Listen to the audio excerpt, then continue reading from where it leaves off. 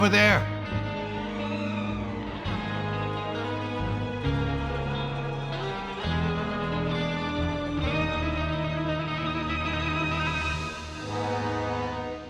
Yeah, you! Say, do you like playing card games? You know, like Genius Invocation TCG? You TCG players are like mint in the wild, literally sprouting up everywhere. Hey, come on now. What's wrong with finding fellow Invocation aficionados? Anyway, care to join me for a game?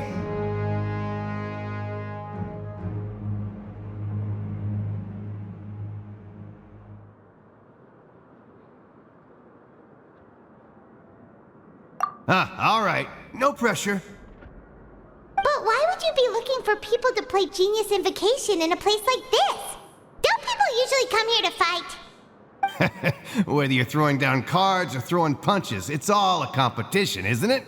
It's all the same in my eyes. There are lots of card players here in the fortress. When I saw you, I immediately thought, hey, even outsiders from other nations play cards. So I came over to say hi.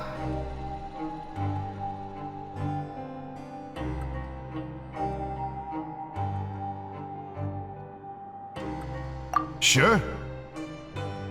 Great! Since you've been here longer than us, you need to flex your seniority a little bit, right? Maybe you could start by telling us newcomers some stories about this place. I thought you would have already heard everything by now. All right then, did you have anything specific in mind? Or do you want me to just pick a topic? Why don't you pick? We'll let you know if we've heard it already. All right. Have you heard any strange rumors since you've arrived?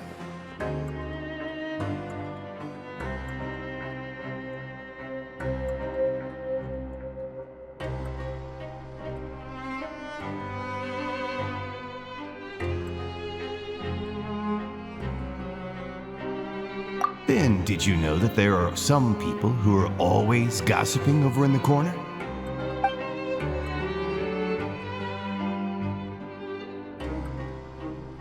Yeah, so you've already met those two. They're quite a pair.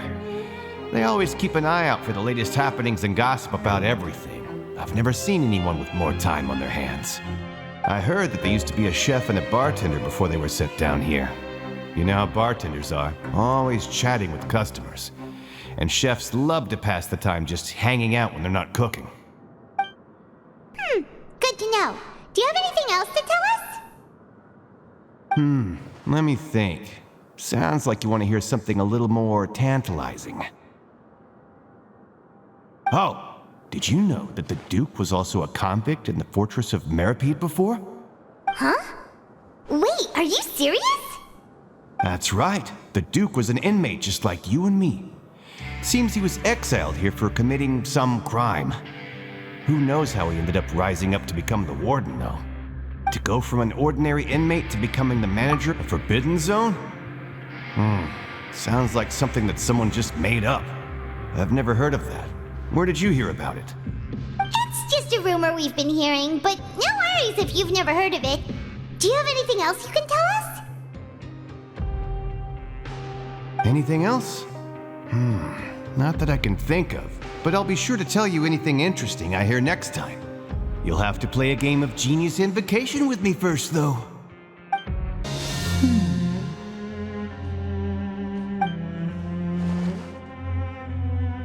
Huh?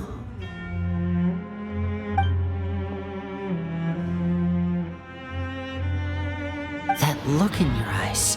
You found something? Hey, this is no time to be modest. Just tell them we found a boatload of information. Oh, as expected of the legendary duo, you have my full and undivided attention.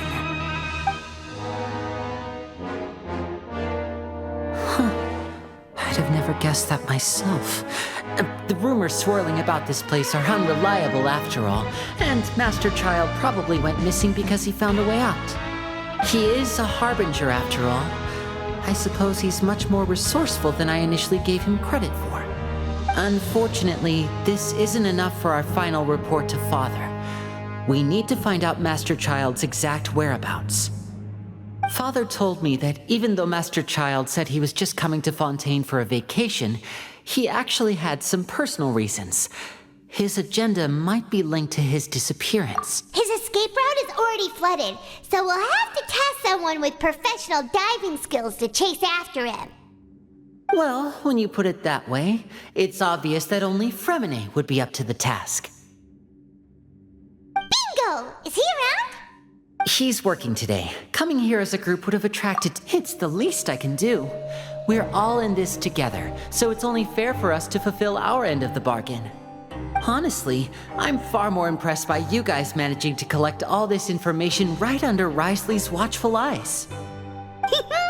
Collecting information has always been our strong point. Now, let me think. To find out more information, Fremine will have to retrace Master Child's original route. And if he's to do that, he'll have to set out on the next pipe cleaning day at the earliest. That's 6 days from now. And after that, he'll probably take another 2 or 3 days to return. You can even estimate how long it'll take for him to get back? We've been working together for a long time. We know each other's capabilities like the backs of our hands. Traveler, what say you to meeting here 9 days from now? Oh, and there's just one last thing we'd like your help with. Though we can just sit back and wait for Fremine's report on Master Child's whereabouts, we still need to make more progress on the investigation of the Forbidden Zone. Fremine's no master of disguise. Lynette's still working on getting intel from the other areas, and I'll need to spend some time helping Fremine prepare for his diving mission. So, you are the only ones we can count on. What do you want us to do? Will it be hard? Well, I won't call it easy per se, but I think you'll be able to pull it off. Listen carefully. You'll need to find an excuse to get into the infirmary and investigate the room and environs. You've mentioned several sketchy-looking people always meeting at the infirmary earlier. So investigate the internal, but also there's no need to take risks. My apologies. But that's not a bad thing, right? All right, then we'll head out as soon as we finish our prep. Let's go our separate ways for now then.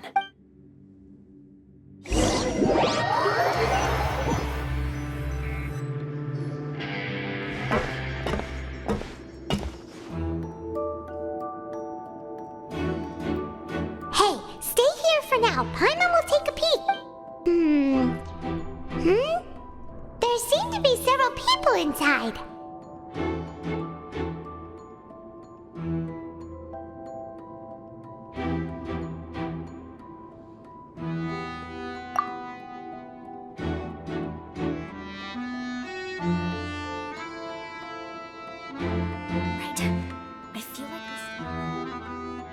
It's not impossible.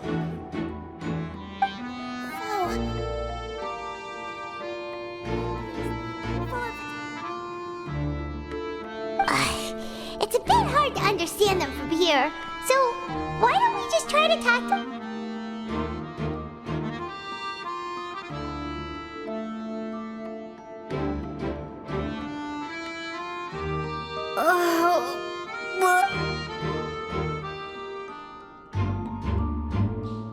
Someone, please help! She's sick! Whoa, are you okay? Oh my! What's wrong, little one? There's no need to panic. Take a deep breath before you begin. The traveler started complaining of a stomachache, and then nausea, and then collapsed onto the ground. Paimon doesn't know what to do! Freezing limbs, twitching fingers, and pale complexion? Could it be poison? Let me take a look. Please, lie down over here. Don't worry, I'll get you to the bed safely. Here, hold on to my shoulder and walk slowly.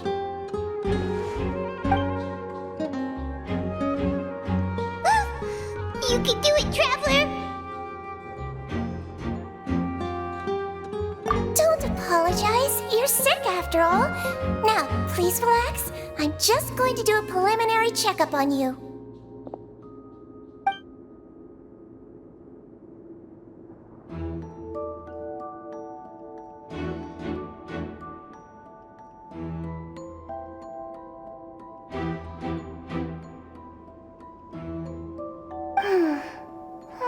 My checkup has confirmed that she's not in any mortal danger.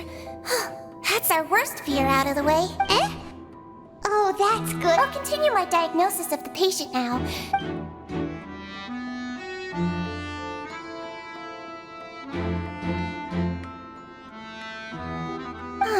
Don't sense serious damage to your organs either. And here? Huh? But based on my initial checkup, there shouldn't be a problem here. How strange.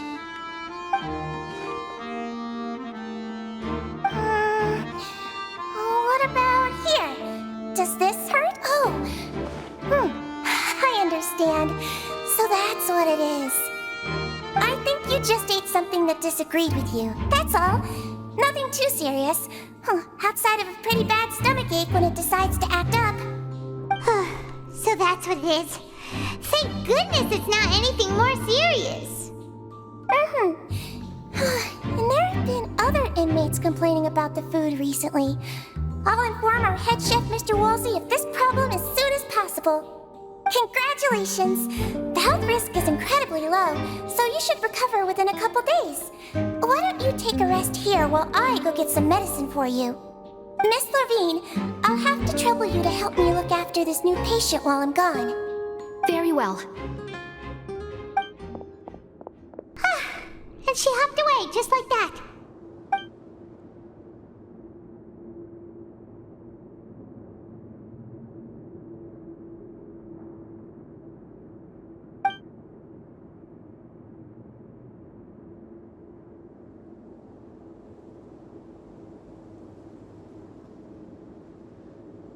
Hello. So how are you feeling now?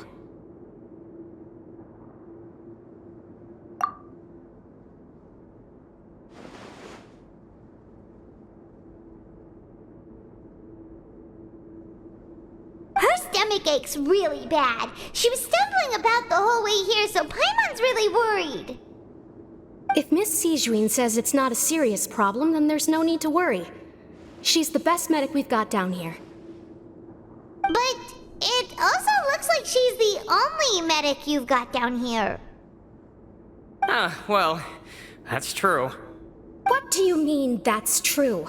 That's really misrepresenting the situation. Of course I can't speak for the whole fortress, but it's not like everyone imprisoned here is useless, you know?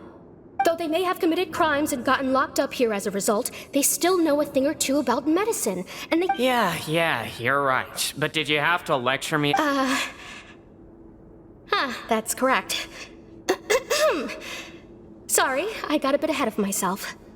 Are you two also sick? We've been sick a while. I come back every once in a while for checkups, and to pick up the medicines Miss Sijuin prescribes for us. That's just the nature of chronic illnesses. As for her, you could say she fancies herself as Miss Sijuin's capable helper because she learned a bit of medical knowledge ages ago. Please watch your mouth, Mr. Jurier. Don't forget that you are the primary reason I have frequent heart palpitations. Hey, don't start arguing now. Please, keep it civil at least.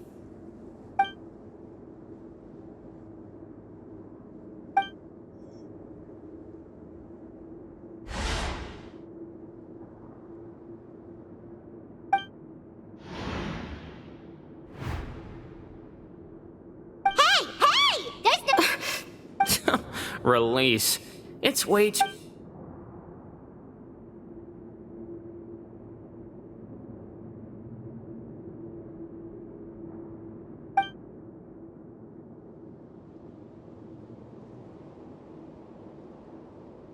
Please allow me to end this boring and useless conversation. Oh, and Mr. Jurier, I don't want to see your face here again anytime soon. And same to you, Miss Lorvine. Anyway, that was more than enough rest for me, so I'm going to get out of this excessively noisy place. See you later, everyone. He just slowly walked off like that? That's just what he's like. I'm sorry you had to see all of that. I'm Lorvine, and that's— well, his name is Jurier, but I hope you'll never have cause to remember his name. You really can't stand him, huh? I can you blame me? Who would like someone who's as arrogant and obsessed with weird research topics as he is? But there's no need to keep dwelling on him. I'll accompany you two for a while. Miss Zishwin should be back soon, and I'm sure you'll feel better as soon as you've had some of her medicine.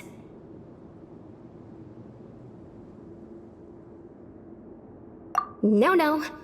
I'm back! Did you rest like you promised? Thank you for getting our medicine. Did you all cooperate with your bed rest? I trust that nobody got up to walk around. Good. Here.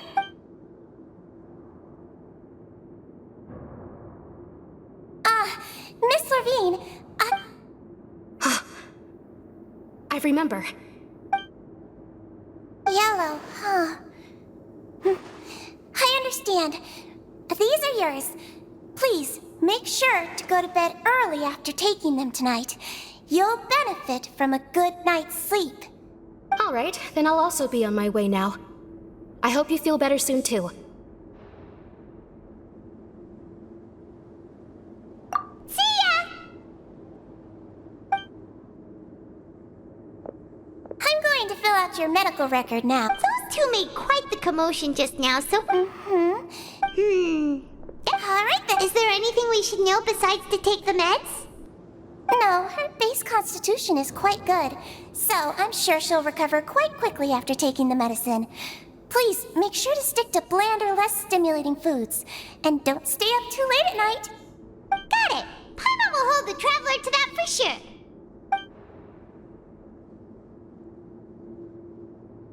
Oh, you're going to take a nap already? Okay then.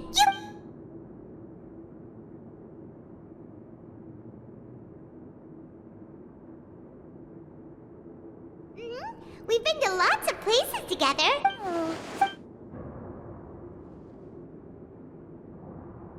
You're awake. How do you feel? You slept for a really long time, but we never left.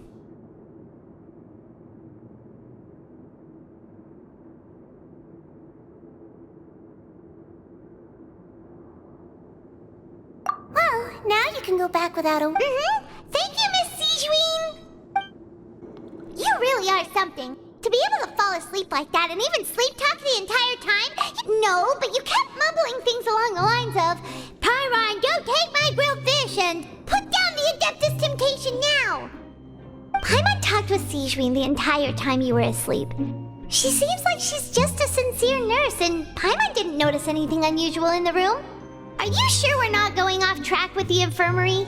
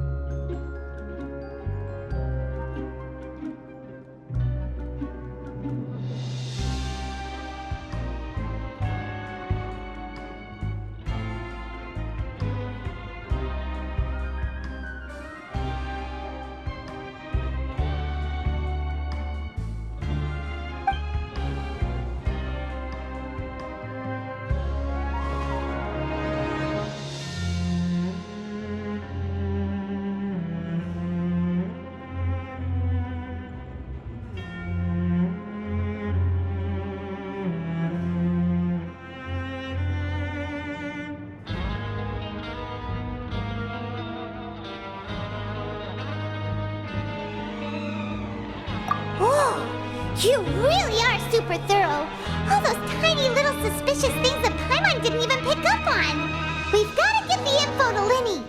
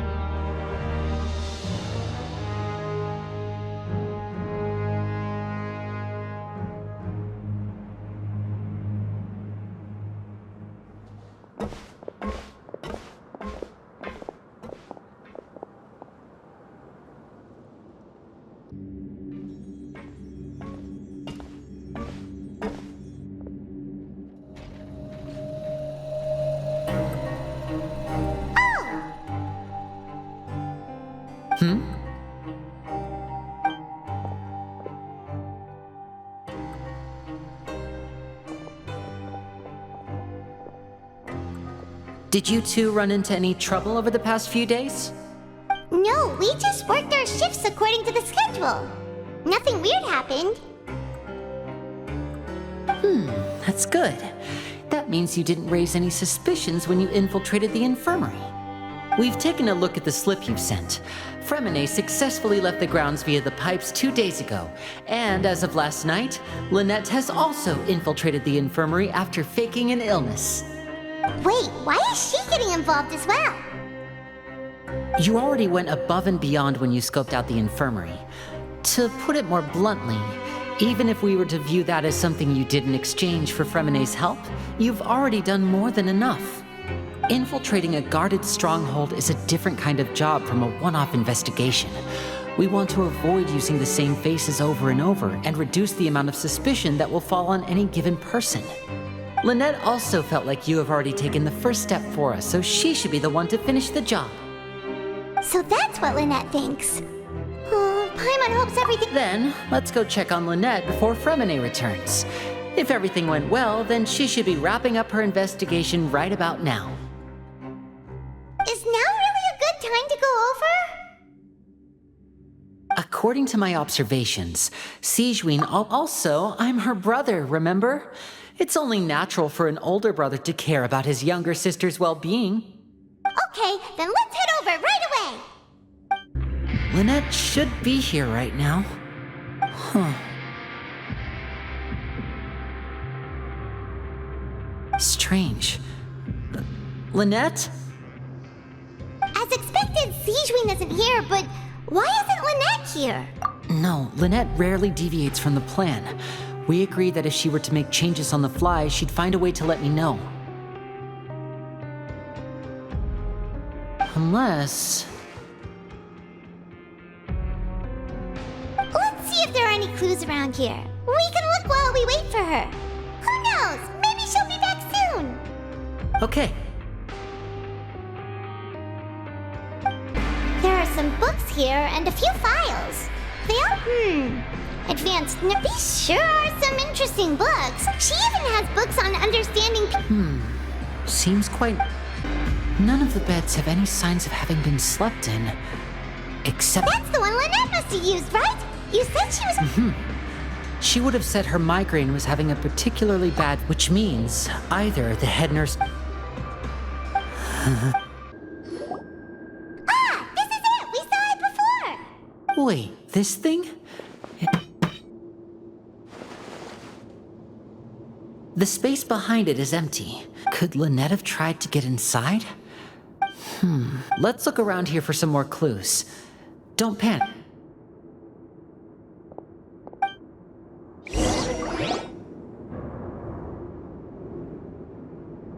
Hey, you guys, there's a slip of paper over here! A slip of paper?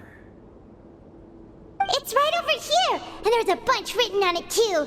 It reads, "Out of respect for your usual practices, I'll use a piece of paper or card as the medium to pass on my message. You may consider This is... Is that all? The back! This is... Show me! Now! That look on your face. But would you care to guess where Miss Lynette of the No! Could she have... Is she already... Wriothesley. Did he deliberately leave the infirmary unguarded to use it at... Wait, you mean he was aware of our goals from the very beginning? But why? We didn't run into any trouble last time. Yes, that is a crucial question. Wriothesley, he doesn't do anything without a clear goal or reason.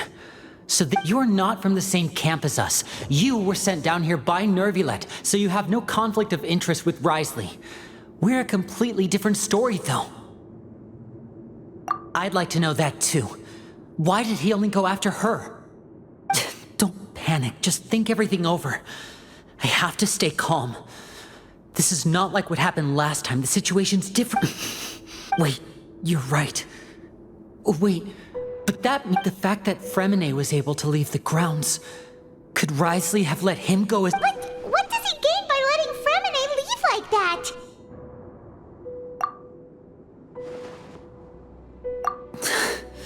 So he's challenging me and trying to provoke me, I'm sure of it. We never should have sent out Fremine. We had to go through all that trouble to find an opening. If Risley let him leave on purpose, then he's probably in a terrible spot now as well. Lenny's getting more and more panicked. We have to calm him down. Don't be like this, Lenny. Fremine wouldn't have left if we hadn't told you about Child. That was our fault. No, I'm the leader of this operation, and I'm the one responsible for this team. I was... Hey, don't be reckless! Traveler, please, talk some sense. I simply cannot allow Lynette to be abducted again. I have to go. I'll find a way to get them back. He's rushed out the door! After him!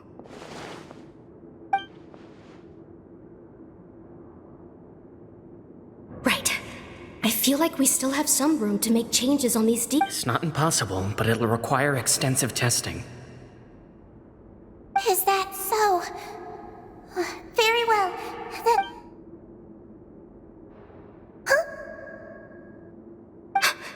Is someone? Pack everything up. Whoever's outside is eavesdropping. They'll probably come in once we stop talking.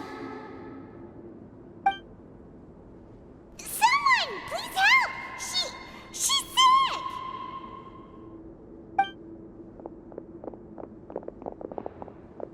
Whoa, are you okay? These two. As expected, they've already found this place. Oh, they are quite sharp. What a delightful turn of events. I like smart people, but I also like playing dumb. I like the feeling of being trusted. Oh my! What's wrong, little one? There's no need to panic.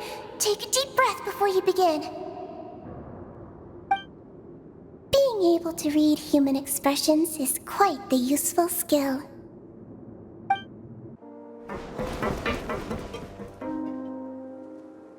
Come out and face me, Risley!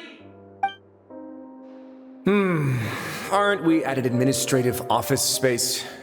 Why don't you at least try to follow even a couple rules from the fortress's indoor management regulations? What did you do to my sister? I ran into the young miss at the infirmary. I'd heard that she was suffering from quite the migraine, so I decided to invite her over for a cup of tea. I do have some teas in my collection that can work wonders against such an illness. Stop joking around! Where did you take my siblings?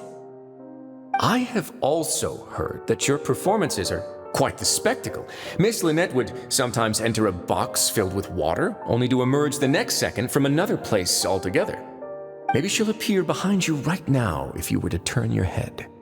Is he trying to trick me into turning my head? No, he's probably not looking to attack me right now. All of the hostages are in his hands, and he's even in the mood for small talk. That means Lynette is... You knew we were investigating the infirmary from the start. So you deliberately aroused the Traveler's suspicions and baited us into continuing our investigation, just so that you'd be able to kidnap Lynette. As for Fremine, no, you probably didn't even interfere with Child's escape. You let him go so you could purge the Fatui members that we had planted into your ranks. There was no need to do so. The fortress of Meripede is a pretty pleasant place. Most people enjoy their lives here. The only ones who act differently are those with personal agendas. It was quite easy to identify your colleagues. You removed our original members and spread the news of Child's escape so Father would assign our team to come down and investigate. Fremine has also fallen into your hands, right? If you're oh so omnipotent and so in control, why would you need hostages? One correction. Lynette is in my hands right now, but Fremine is not. He's not. What do you really want? Lenny! Oh, wonderful. Everyone is here, so I'll only need to say this once. Thank you so much for cooperating with me. Eager and to the point, I see. Alas, only Miss Lynette is currently having a cup of the fortress's finest tea. Although, as per your original plan, Mr. Fremine should also have returned to the fortress by now. But he has neither shown up within my gates, nor has he been taken into any kind of custody. So where do you think he may be right now? Wait, you can't mean you locked him outside in the sea? I closed the fortress's gate to the outside world. That's all. Fremenne's a star diver, so he should be fine, right? No, we're still here, so he definitely tried to find a way to come back for us. So we can't assume he might have made a break for the surface. But why would I do this, you may be asking? To have an audience with you, of course. My intel tells me that Mr. Linney is a great magician, so it's only natural for me to want to have some cards of my own when it comes to negotiating. Besides, I do recall you mentioning to Miss Lynette that you've always wanted to have a face-to-face meeting with the Lord of the Fortress of Meripede, regardless of whether it was in a personal or a professional capacity. Well, you got your wish. So, you've been keeping tabs on us before we even set foot in the fortress. Some of my folks just happened to hear a thing or two, that's all. In any case, I will be straight with you. I was willing to play dumb and turn a blind eye, so we had a pleasant few days playing games together here. But once you started focusing on the Forbidden Zone, all of that changed. Mr. Linney, the cards are stacked against you right now. Miss Lynette is in my hands, and Mr. Fremene is still slowly being pickled out there in the brine. You know just as well as I that he cannot last out there forever. You need do but one thing to guarantee their safety. I would like you to contact your superior, and ideally invite her over for a cup of tea with me. You want to see Father? But why should she bother giving you an audience? Well, if she cares for the well-being of her dearest children, she should have plenty of motivation to join me for a parents' evening. I've heard that the bonds between the members of the House of the Hearth are like the bonds of family. I don't see why she would refuse. Why did you think Father sent us to handle the Fortress of Meripede? This place is basically a no man's land. It wouldn't be fitting for anyone as important as a harbinger like Father to come here in person. Oh, I see. So it's because she doesn't care for my place here. That's such a shame. After all, I've amassed quite the tea collection. I was looking forward to sharing it with her. Both Monsieur Neuvillette and Lady Farina have already received many samples as gifts. Was this the extent of your master plan to get to Father? No matter how much pressure you may put on me, I won't allow you to use us to blackmail her. You people really are difficult to get along with. All I'm asking for is a face-to-face conversation. Does she truly have no interest in the fortress's secret? Mr. Linney, you have one last chance to invite your father here. If you refuse... Linny!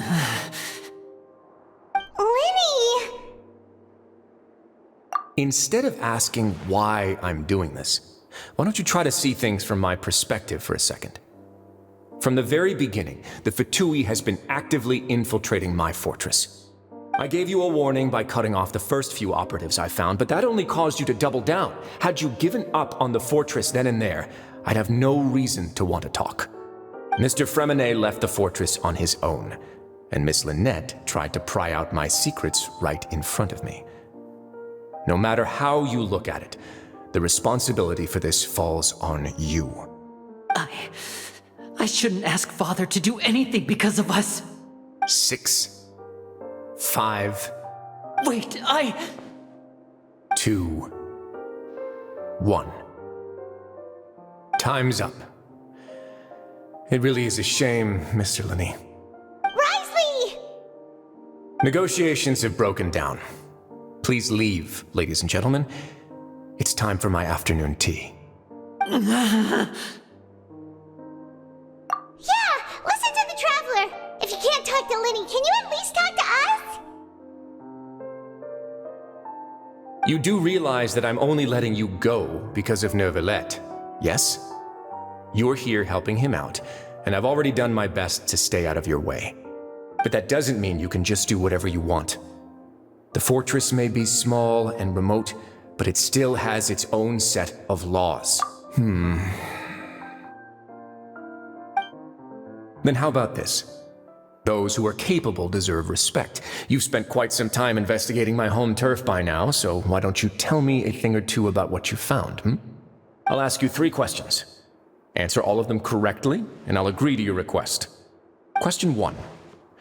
Regarding the hidden rules of the production zone, what is the truth behind the one about not being allowed to work for 3 days in a row?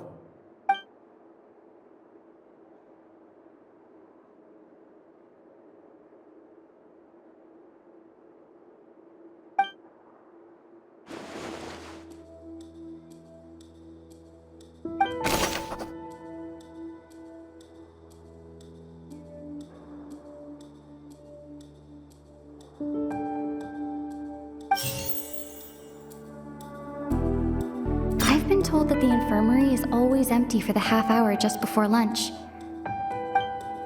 The Fonta promoter has been struggling because he doesn't recognize the real value of coupons. Meanwhile, the Duke believes that only idiots who We often see Miss Sijuin observing the prisoners at work near the production zone. Fonta's internal reports suggest that the research notes said that the Melusine race perceived... According to Collins, the pancreation... The research note said that the... Fonta's internal reports... We often see Miss Sijuin... Fonta's internal report... The Fonta promoter has... I've been told that the The research note said that...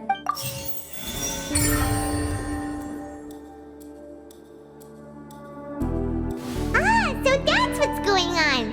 Paimon understands it now. Who would have guessed? The hidden rule of the production zone.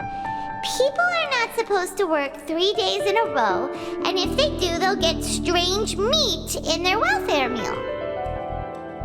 At first, we thought this strange meat must have something to do with the people who disappeared, but in reality, they were all prepared by Sijuin, the head nurse. She often visits the production zone to observe the workers' health and makes a note of anyone who has worn themselves out after 3 full days of work. Out of her sense of duty as the head nurse, as well as her genuine concern for the workers' health, Sijuin visits the cafeteria right before lunch and cooks an extra dish for those who can use the stamina boost. Sijuin has only the best intentions with her surprise gift and doesn't want anyone to find out about what she does. However, unfortunately, Melusines as a race perceive the world differently from humans, and their sense of aesthetics is even more alien to us. The recipients of her lovingly prepared special meals cannot taste the care within and usually just freak out. Are we on the right track? Not bad.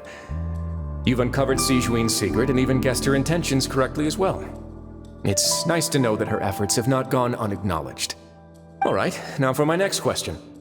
There are also some hidden rules in the Pancration Ring, including the one that you're not allowed to support both sides of a fight.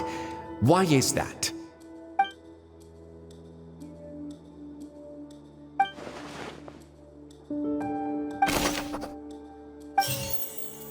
We often see Miss Sijuin The research note said... Fonta's internal reports... Fonta's internal reports suggest... I've been told that the The research note said that...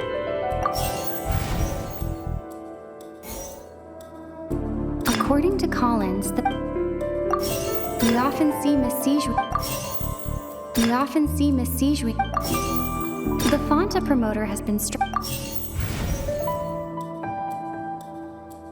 Fonta's internal report... The Fonta promoter has...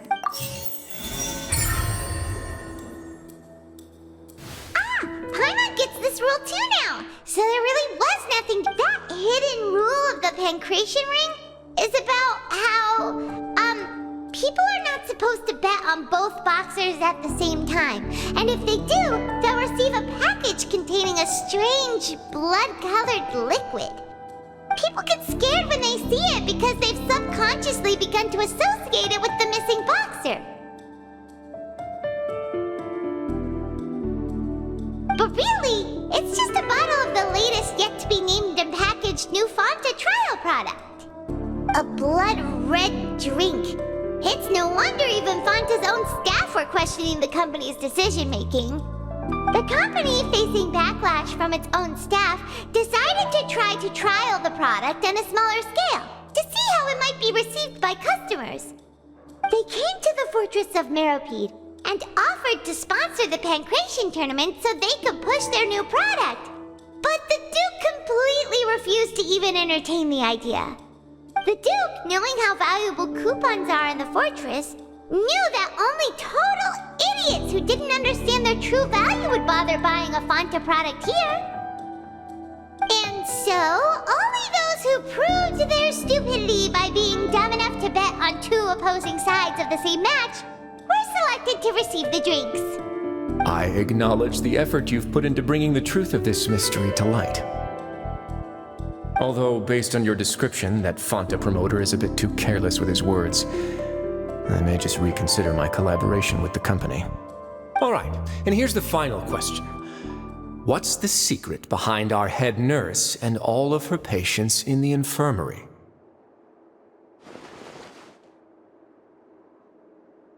Stop your cruel and pointless games, Risley! You know that we haven't finished our investigation, so there's no way we can answer the last question! The thought of sparing Lynette and Fremine never even— You'll pay for this!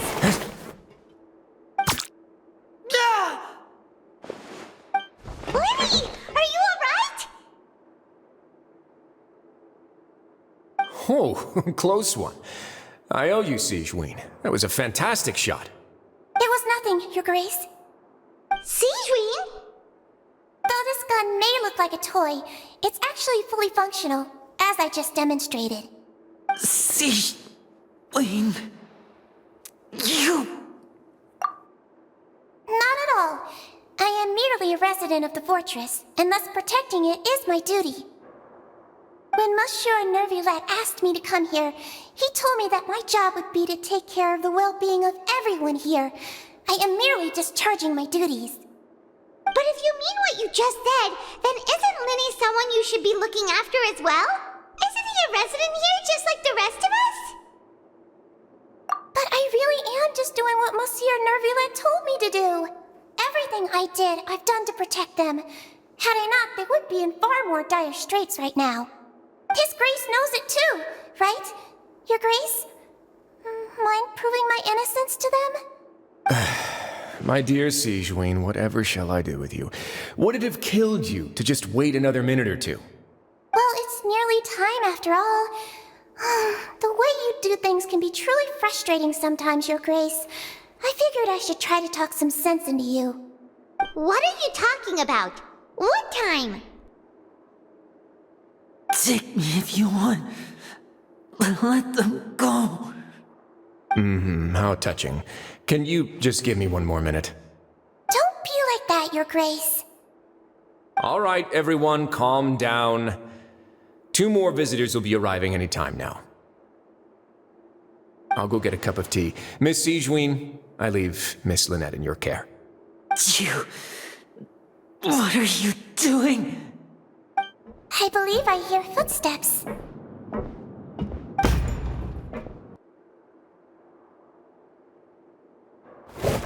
Some space, please. Ah, Miss Clarande. My door. Fremine... Fremine... What's going on? What is Clarande doing here? Work. I'm sorry about shooting you, Mr. Linney. The tranquilizing effect will begin to wear off soon. Please take it easy in the meantime, though. What happened to Fremine? Wasn't he diving just outside of the fortress? Why is he looking like...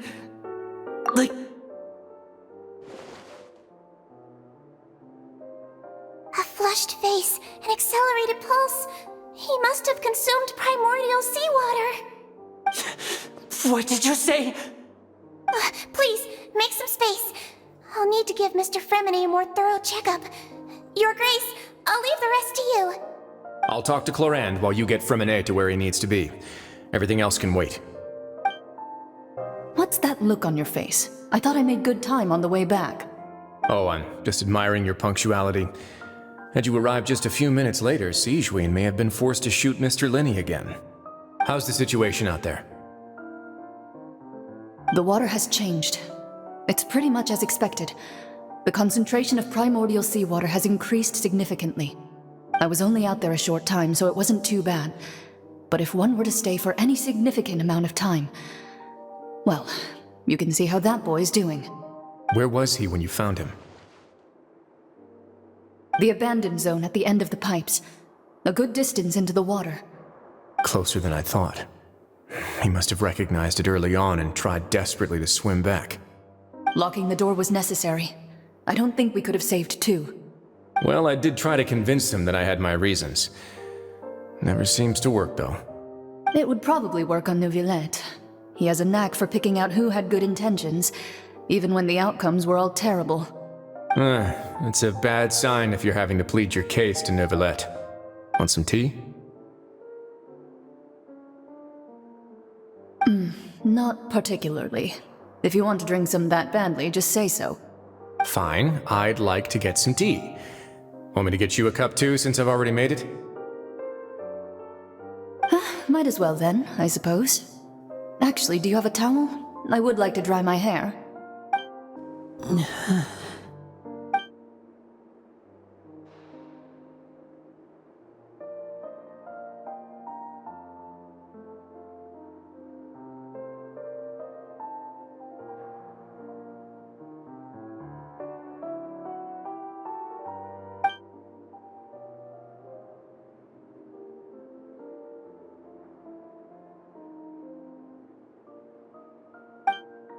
How is he?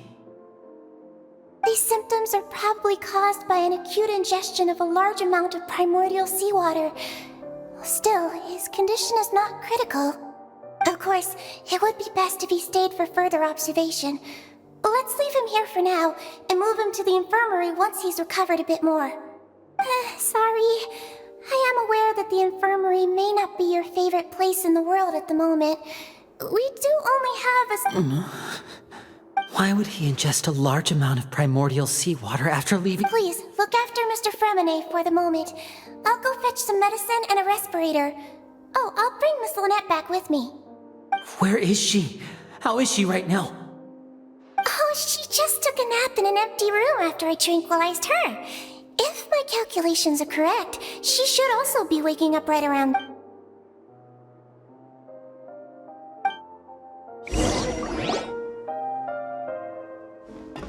Linny, are you okay?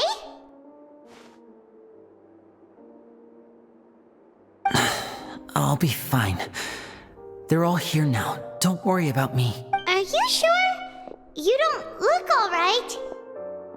My hands and feet are still a bit weak, but that's probably just the... I'm back, everyone. Lenny! Oh, Traveler, Paimon, you're here too. Fremine?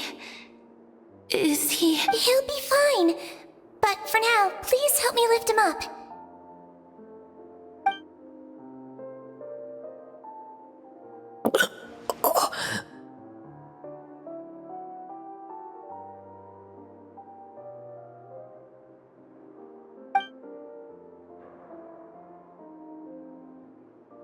His breathing's beginning to slow down. Give me a hand and help me get him to the infirmary. Yeah, I'll take him from this side. Lynette, together? On it. Traveler, you seem pretty worried about him. Want to come with us?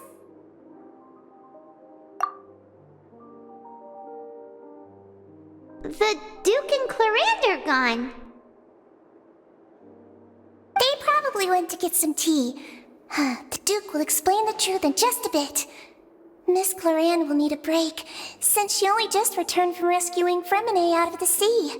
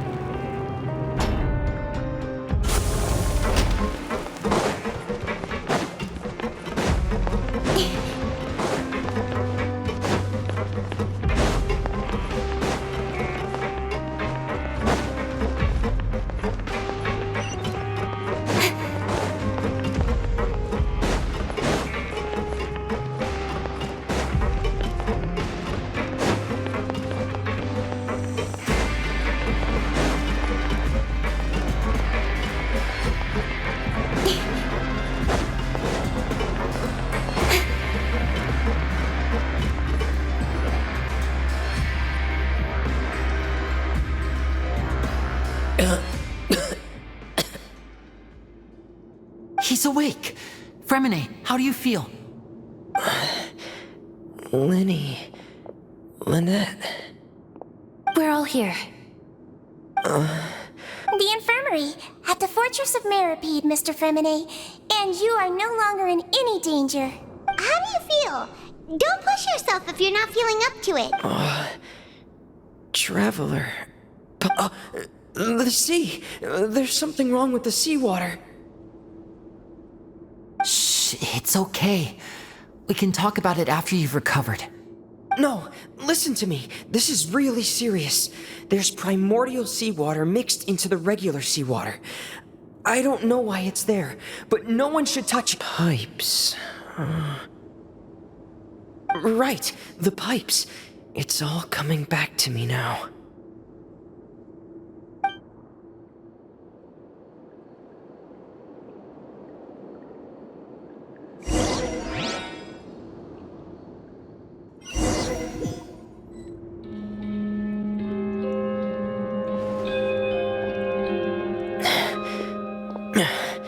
I'm in.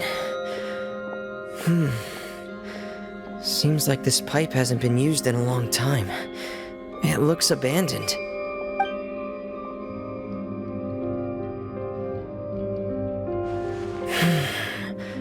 Where could Master Child be? This is where the water starts. Okay. Master Child probably dived into the water. Wait, what the?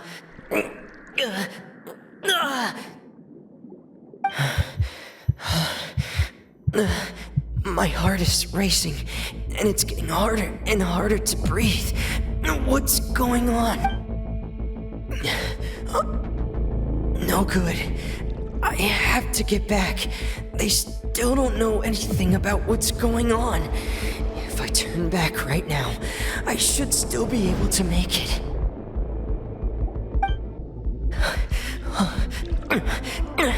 I can't die here.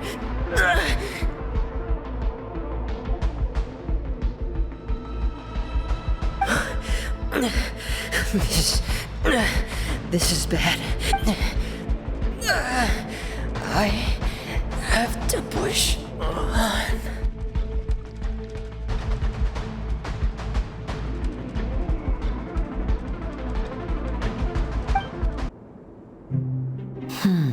So, in other words, the trail you were following... That's right. I tried my best to swim back, but I had already put some distance between myself and the fortress, and I just... Miss Clarande brought you back, but we also don't know why she just suddenly appeared at the fortress, or why she went out to save you. Miss Clarande, you say? I must go thank her in person. You're still too weak, Freminet. You can go after you've had some more rest. Miss Lynette is right. I believe Miss Clarande will stay here as a guest for another... A guest? Then I can assume Risley was the one... You should ask His Grace about that. He'll be able to explain better than me. Yeah, it's about time he actually told us what's going on. Wanna come with us, Liddy? No, please go on without me. I don't want to leave. Lenny. The logical part of my brain is aware that we're safe right now, but I still can't bring myself to leave. Understood. In that case, I'll leave the infirmary to you. The Traveler and I are going to... Thank you.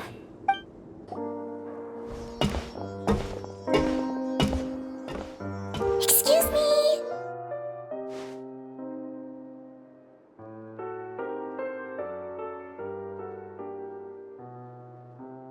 I take it Mr. Freminet's condition has stabilized? Of course! I wouldn't have left the infirmary otherwise. I've been expecting those two, but might I inquire as to the purpose of your visit, Miss Sidgeween? I wanted to check up on Miss Clarande. How are you feeling? Mostly fine, I think. If you don't mind, I'd like to perform another quick physical exam. It'll just take a few minutes. All right. Thank you for looking out for me. I'll take my leave for now, then. Well, want to explain yourself, Risley? Of course, but I'm not partial to the word choice of explain. How about enlighten?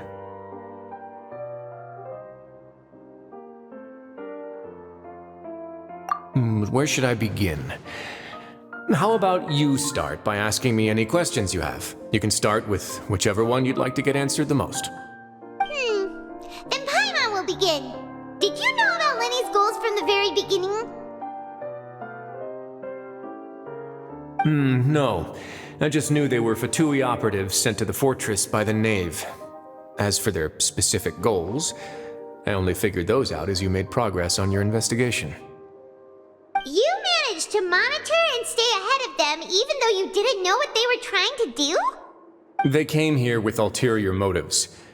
I'm quite adept at discerning what that kind of behavior signals.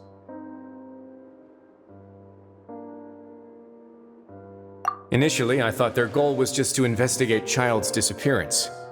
Linny suggested that I had deliberately let him escape, but in truth, I didn't really do anything special to help or hinder him while he was here. Everything he did, from finding helpers to leaving this place, he did on his own. Of course, it's inevitable that the Knave would make a big deal out of her fellow Harbinger's unexplained disappearance. I'm also quite curious about where that Harbinger went, so I figured I might as well let the Fatui do their own investigative work. All I care about is the answer. So you were hoping Lenny's group would just do your work for you! You make it sound like that's a bad thing. Unfortunately, things didn't go as planned. I assume that Freminet has told you already, the ratio of primordial seawater around the fortress of Meripede is on the rise. The Forbidden Zone has always been Linny's target, and you got roped into that investigation after running into him. I began to intervene out of concern for your safety, and also to prevent the fortress from becoming entangled in more irksome matters. Are the rumors true that you're also a former criminal? Now, why would you put it like that? Isn't staying here all day and serving as the manager of the fortress a kind of sentence unto itself? Another form of prison? I just happen to have some support from the rest of the inmates. That's all.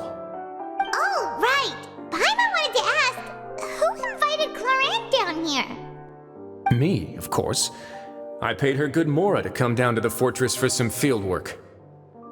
As a champion duelist, Miss Clarande could be considered to be an independent party. I needed to find an exceptionally capable person to help me get through the impending crisis. And saving Freminet was part of that crisis? You can think of it like that, yes. Credit where credit is due, that boy is quite adept at diving. Had conditions not been as hostile as they were, that's not something you should be asking after. Neuvillette only asked you to investigate Child's whereabouts. All I need to prove to you is that the Forbidden Zone had nothing to do with the Harbinger's disappearance. That should be clear now that you've spoken to Fremine. But we've already uncovered that there's something wrong with the infirmary, and we've answered a bunch of questions that you threw at us. Isn't it about time that you answer our last question in return? You make a compelling case. Do you really want to know the answer that badly? Yeah, Paimon really wants to know. Even if the truth may not be pleasant?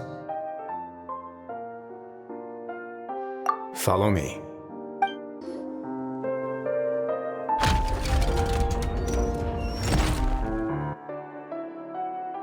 There's a hidden door here? And a whole basement behind it? Huh. You're pretty good at hiding stuff, Risley. It seems you've forgotten just what kind of place the Fortress of Meripede is. Stand on the central plate. Wait, is there a secret mechanism or... Whoa!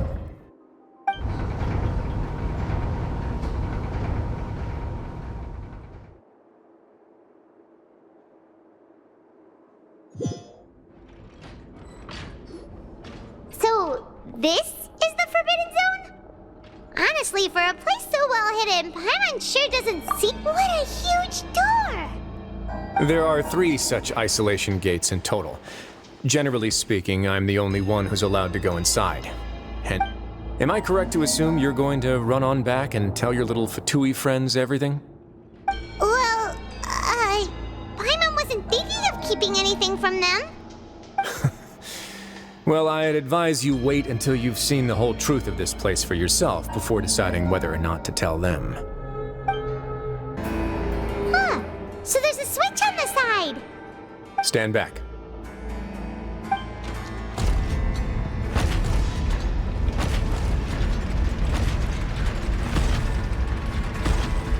Whoa! They all just went up one by one!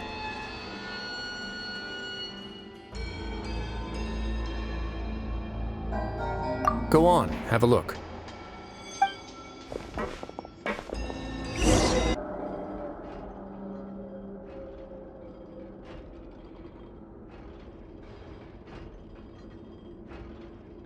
I've been interested in what lies beyond that gate ever since I assumed leadership of the Fortress of Meripede. Of course, it would be unwise to recklessly open it, but it'd also be risky and negligent to simply ignore any potential danger that could be behind it. The readings on that dashboard have not budged since the day when I first laid eyes on this place. But over the past year, the needle has crept upwards from its original position, likely because some parameter it's been tracking has changed, if only infinitesimally. Normally, I would have ignored it, but I happened to have some free time when I noticed it, so I investigated. Any very reasonable guesses? I've considered both of those as well. Unfortunately, our dashboard is tracking something less ordinary. The temperature should vary with weather and climate changes, so for something that rarely shifts, the water pressure is more likely. We ran a few tests to increase the pressure from the outside, but the readings didn't change at all. Later on, a few more possibilities occurred to me, such as a potential connection with the primordial sea. I began to make a few preparations based on that hypothesis. Over the past few days, the needle has moved again. With that and the symptoms that Fremine displayed after leaving the fortress, I can now confidently... The concentration of primordial seawater? But we're already under the sea! And that is precisely the problem. We're at the bottom of the sea, and now we're surrounded by toxic seawater. Yes, that's very likely. But forget about the two of us. Not even Neuvillette knows where the primordial sea could be, much less where we could find and plug a leak. Oh. Oh! Seems like you've figured it out. I believe the primordial sea lies directly beneath this sluice gate. For some reason, the primordial seawater levels have risen significantly, and it's now very close to us. The indicators are now red. Although the gate still stands, some primordial seawater has already leaked out and mixed into the sea around us. If this continues, Yeah, you know what the legends say. If this place falls, then everyone in Fontaine will be turned into puddles in the span of a night. But that's just too weird! Why would the Fortress of Meripede be built right above a sluice gate for the Primordial Sea? Who built this place anyway? Your expression tells me you think this might be part of a vast, complicated conspiracy. To be honest, you might find the actual answer may be exceedingly boring. It's just that the secret of the Forbidden Zone had been long forgotten by the nation before I rediscovered it with my research. There's no single founder of the Fortress of Meripede in any traditional sense. What we know about its history has been left to us by the people who used to live here. When the previous Hydro Archon Egeria ruled the land, all convicted criminals from Fontaine were exiled. The people drove the criminals away like a wolf pack chasing away the banished. The criminals received no sympathy of any kind from the people. They were exiled to the desolate seaside, where they experienced only pain, struggle, and the bone-chilling cold. Some of them began to repent and prayed to the Hydro Archon, asking if there was still anything they could do. The Hydro Archon took pity on them and said, "You make them so."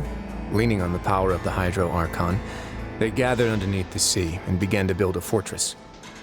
They became a community down there in the deeps, and over the years helped it to grow. As the number of exiles increased, more and more people joined the community. When the first group of exiles died, they left the yet unfinished fortress to their successors. The Hydro Archon continued to lend her support, allowing the fortress and what it stood for to continue growing ever larger. Before long, this dark underwater fortress became the sinner's only home. And with that, the people here stopped referring to the fortress as a prison. They saw themselves as repenting sinners who would regain their freedom once they had sufficiently redeemed themselves. But as time went on, people also realized that the fortress was a lonely place. Once they had gotten used to life here, they could no longer feel comfortable living in the overworld. Once they had finished serving their sentences, some people left and some others chose to stay. They'd find some idle position and let their withered souls fade away with the ancient secrets of the past. After many, many centuries, few people still remember the reason for the fortress's founding. Now they just see it as an integral pillar of Fontainian society, as the place where criminals deserve to be sent. Now and again, researchers manage to break one law or another and live out their days in the fortress. I learned all this from an elderly historian. Everyone else just thought he'd made it all up. But now you know every part of that history is true. Indeed. It's just as the prophecy says. If this gate fails, then everyone will be dissolved into the sea. To be frank, not really. But sadly, that hasn't stopped this prophecy from proving all too accurate. Prophecies are troublesome things. Just hearing one will create the first wave of panic. Seeing signs of it will bring about the second, and actually witnessing it in real time, the third. Let's go somewhere else. I want to show you something.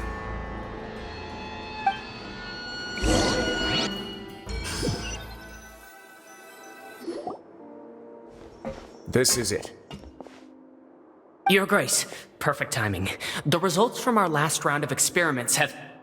Wait, Jurier, he's not alone! Huh? Lorvine and Jurier? No need to panic, you two. I've already told them about our plan. What? After you warned us not to tell a single soul about any of this? I'm skeptical as well. Are you sure they are trustworthy? The results speak for themselves, don't they? These two may already know more than you could ever imagine. All right then, if Your Grace insists. They seem harmless enough, so I'll trust them for now. Well, how about some reintroductions? This is Jurier, one of the highest-ranked researchers from the Fontaine Research Institute. He used to work under Edwin. I trust that you've heard of Edwin?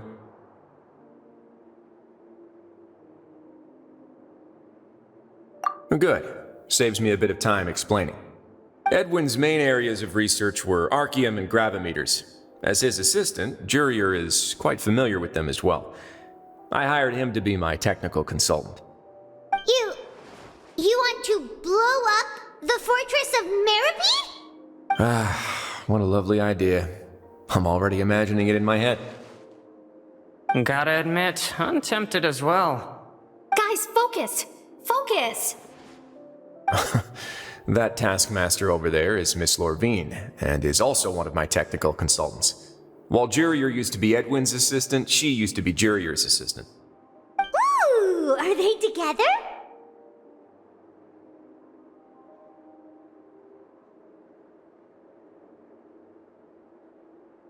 See, everyone keeps asking this question. Are you too sure you're not a couple and just using your work as a convenient cover? Your Grace, I am not in a relationship with this man. If I dated her, I'd officially be madder than Edwin. Jeez, forget I said anything then. Follow me. Whoa, there's another door that goes right up. Your constant amazement makes it seem like the fortress can do anything. But Paimon really thinks everything's super cool.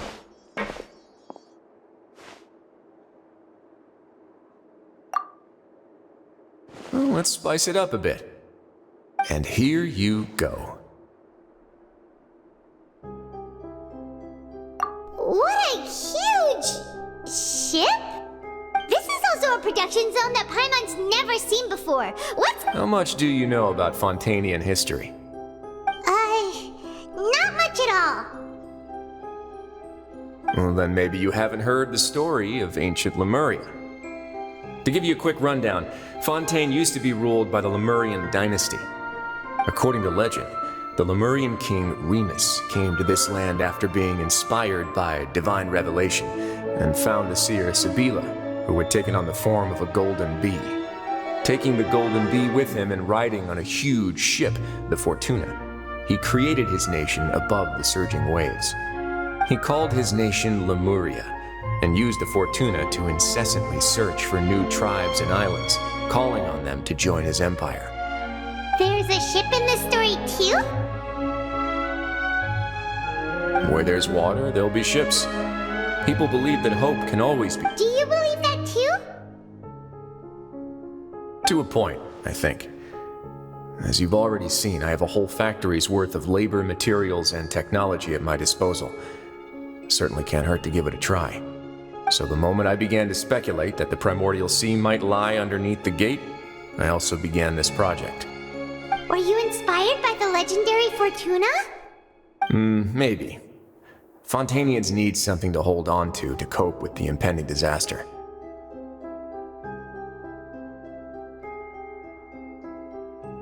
Were the workers to find out the truth behind this ship, riots would destroy the fortress faster than any catastrophe. As the fortress's administrator, I'd never make such a reckless call. All right, that's enough talking for now. I'll need another 3 cups of tea to soothe my throat. Do you have any other questions? Seems like you're good. Come on, I'll take you back.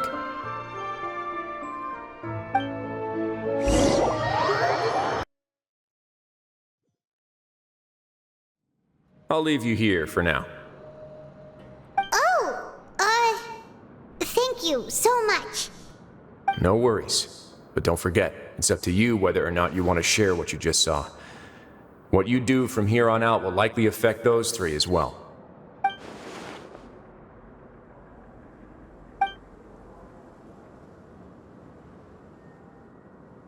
Yeah, we'll put a lot of thought into it for sure. Great. I look forward to what happens next. We're back! Welcome back. Do you want a cup of tea? How can you be so much like Risley, always drinking tea? Huh. Actually, now that you mention it, I just remembered something now. While I was sedated, I could still barely hear 2 people talking next to me. They were discussing everything, from the leaves to the water and even the teacups themselves. Must have been Risley and Sigewin. Yeah, I heard 1 male voice and 1 female, so it should have been the 2 of them. They really were just talking about brewing tea. I really can't make sense of this place. So, Traveler, Paimon, were you able to learn anything from Wriothesley? Yeah, he explained everything. Very well. Then, would you mind checking your answers against my speculations?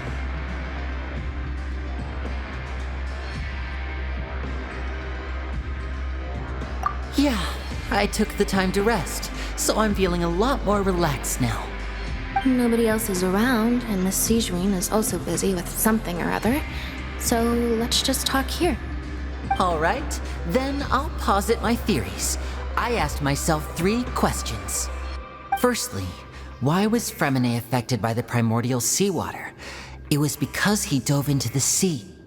My theory is, the long-lost primordial sea is probably very close to the fortress of Meropide.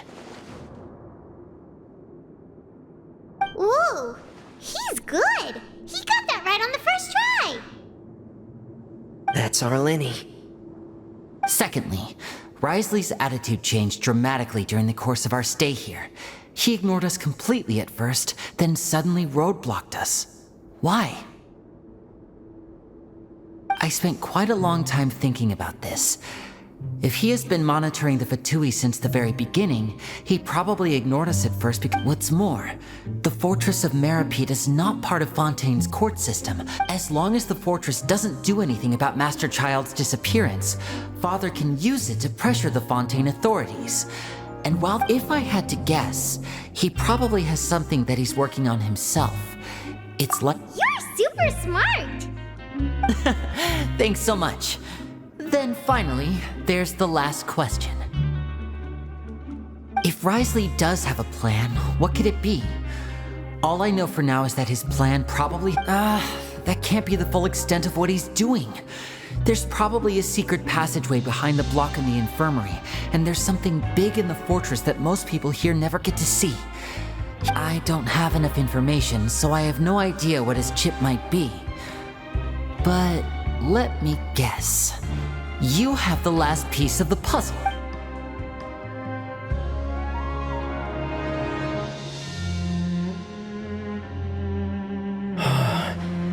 I can't believe it. The sea will engulf everyone. Could Wriothesley have wanted to meet Father to figure out a way to deal with this crisis? If you remember, I once mentioned that Father sees the House of the Hearth as her base of operations, and she truly wants to resolve the crisis. But how could Wriothesley have known that?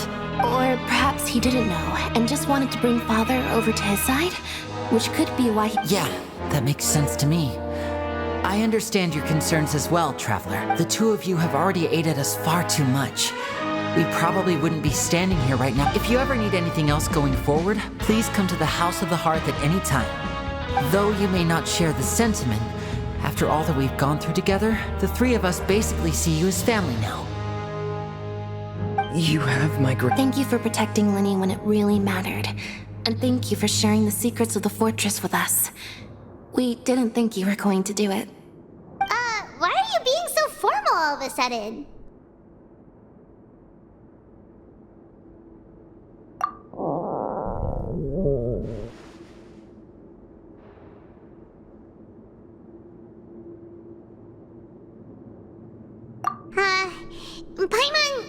Paimon's hungry. You've done so much already. Go get some food. Alright, then we'll catch you guys another time. It's time for dinner. Welfare meals now being served in the coupon cafeteria. Come on, let's go pick up ours as well. Traveler and Paimon, over here. Are you here for dinner too, Miss Sijuin?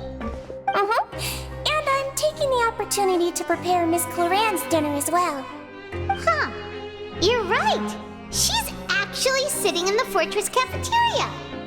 What would you like to eat?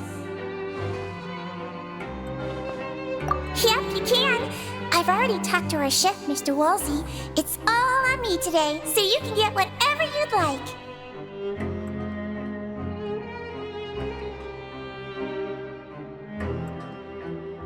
Me too! Don't forget Paimon! No problem. Just leave it to me.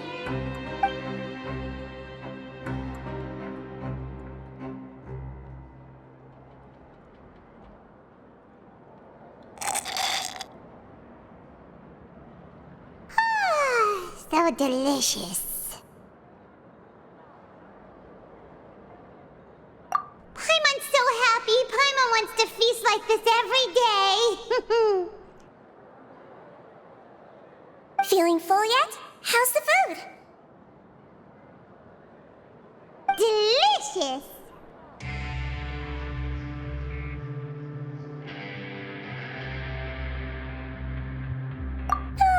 I'm so glad to see you all so happy. Oh, see the expression on your face just now? The muscle here just moved, which suggests that you're feeling quite relaxed at the moment. Sigewin, do you do this to help your patients or to better understand human beings? A bit of both, I suppose. I'm a Melazine, which means I'm very different from human beings. I must know what you're thinking if I want to take good care of you. You're really good at taking care of people. Even though you're so short, you still talk and act like an older sister. Really? You're reminded of an older sister? That's great to hear. Oh, and what did you mean back in Risley's office? When you said that you were protecting Linny and his siblings as well? Oh, that. I just asked His Grace to look out for those children, especially that diver boy. I was getting a bit worried after hearing that something was wrong with the water. Thankfully, Glorand is very strong and managed to save him in the nick of time. His Grace also sealed the pipes after Glorand left, to make sure that Linny wouldn't impulsively chase after his brother. Although the path was blocked, we still stationed some guards there to stop anyone from approaching. They were instructed to only open the door once Miss Glorand had returned. Oh, and I was keeping an eye on Mr. Linny as well. We had to press him, but we couldn't allow him to be in any real danger. You were all super considerate and really thought everything through. It's just what we do down here at the fortress. At least this has been His Grace's style for as long as he's been the leader. Oh, I really wish Monsieur Nervula would come down here more often too. I feel like he'd like it here, with all the darkness and chaos.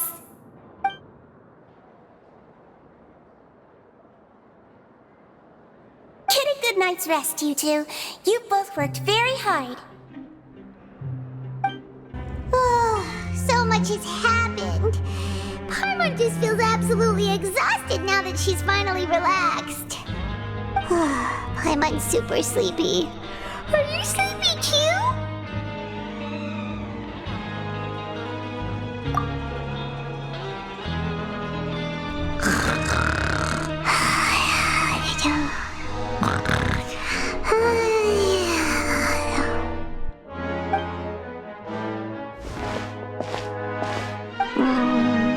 Delicious. Paimon wants seconds for free.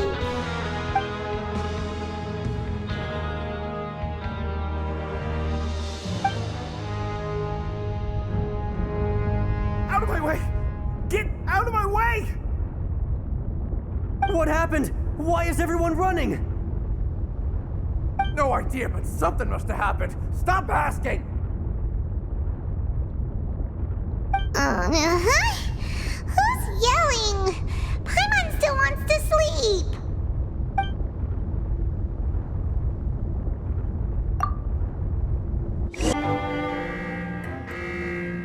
What happened? Why is everyone running around? Hey, what are you doing? No time to explain, mate. Goodbye. Hey, wait! What's wrong with these people? They won't even talk to us. They're here! Yeah! There you are! Oh, thank goodness! Quisto and Lavaroon, do you know what happened here? We came here especially to inform you. Something seems to have gone terribly wrong just now. His Grace is telling everyone to evacuate and get out of here. Lavaroon was saying you two are new here and you don't have many friends, so you might slip through the cracks. Haven't you heard all the stories like that? An evacuation is successfully completed, yet you only find out once you do a head count that 1 or 2 people are missing. Wait, weren't you the one who brought that up? Why is it suddenly my idea? Hey, shut up! Okay, whatever. The point is, you should come with us. Yeah, he said to get as far away as possible, upwards and outwards.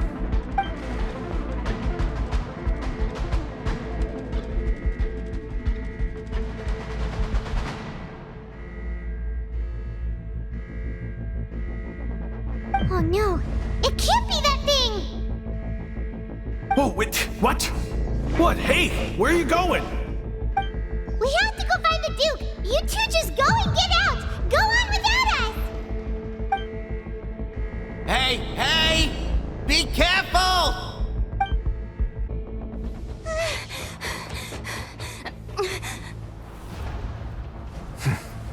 They're here.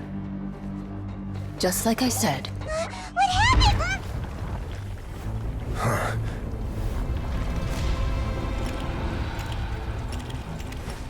You're just in time. But be ready to run.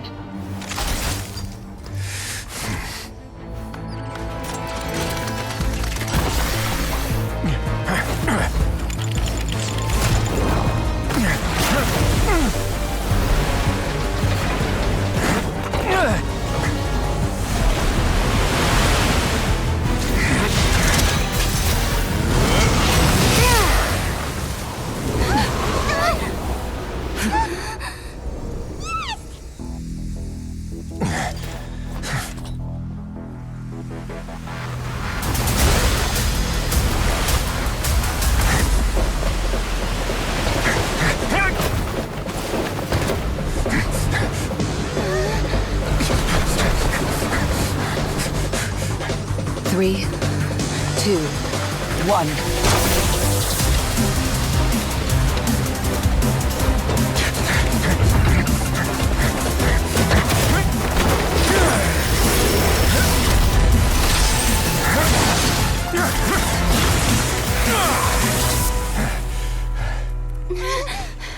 This won't hold it for long. Find Neuvillette. Tell him the defenses are about to collapse. Then what will happen to you? Until he arrives, we're the last line of defense.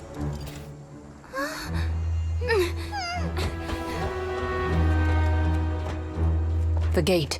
How long do you think it'll hold? That depends on us.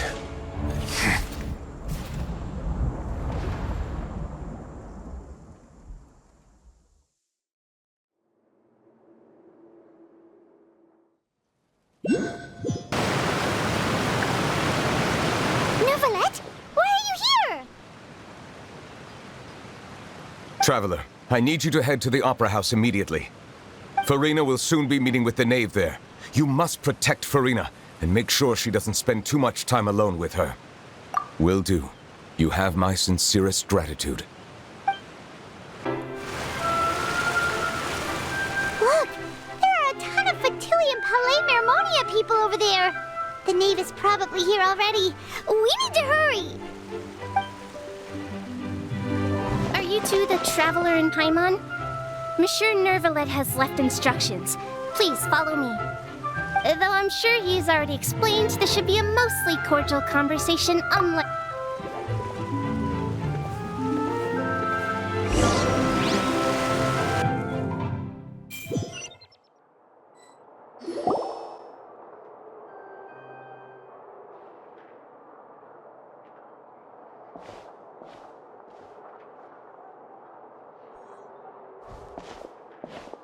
Oh, so you two are the honored guests Miss Farina mentioned. Of course, of course! How could they not attend a meeting such as this? I must always have 2 or more guests at my dessert table. Otherwise, the occasion would be too lonely and unbecoming of my station. It is my pleasure to make your acquaintance, traveler. I have heard much of your accomplishments. I am the knave, one of the 11 Fatui harbingers.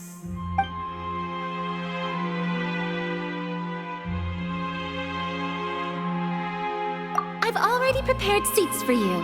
Come, sit beside me. Perhaps you two are unaware of how Miss Farina and I do things. You see, We actually recently agreed to get together for tea when we had the time. See this? This is a limited type of confectionery that Miss Farina simply adores. There are only 16 slices sold every day. Here, why don't you and Paimon have a taste?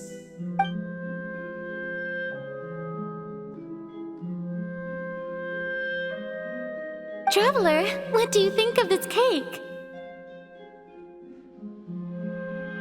That's good to hear. So what Child said was on the mark after all. You do share a taste in desserts with Farina and I. I wonder how he's doing nowadays. You must have heard, right? He's suddenly gone missing. I'm really worried about his safety, you know. Here's to hoping that he's an excellent swimmer. Since we're talking about him, I feel like I should add something.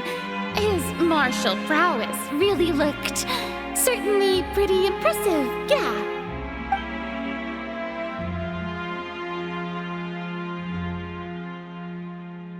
Oh, so you're also familiar with his aptitude for fighting, Miss Farina. Oh, right. I almost forgot. Child was subdued by Udex Neuvillette right in front of you. Against ordinary people, my colleague would never be on the back foot. But alas, he just never imagined he'd run into such a person. I must express my Coming from you, that's not surprising at all. But I thought you would be happier to hear the news. Of course, but it's still a bit of a shame. You see, I would have been far happier had I received this news somewhat earlier. As you well know, a long time has passed since Child disappeared.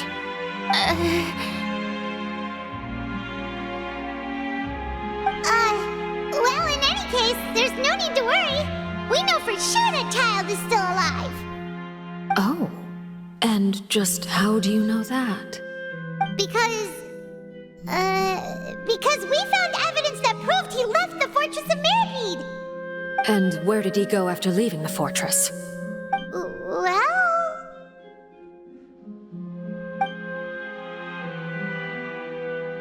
The Fortress of Mirapede lies deep beneath the waves. Unless he pranced right out of the main gate, he must have had to swim for it. Do you have any proof that he surfaced safely?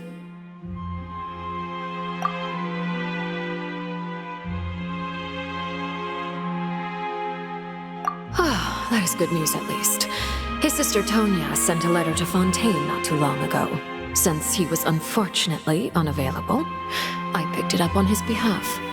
Do you have any idea how he usually writes back to his family? Dear Tonya, your letter made me feel like we were still enjoying our time in Snezhnaya together. I'm currently admiring the scenery on the streets in front of the Opera House. Is it something like that?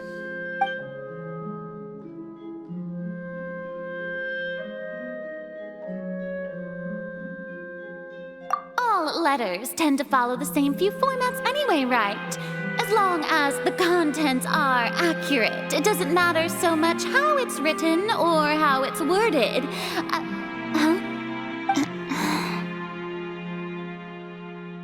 Hold on.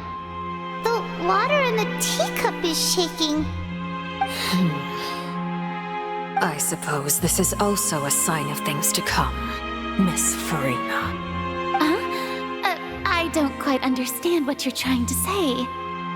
Have we entered into the next stage of the prophecy?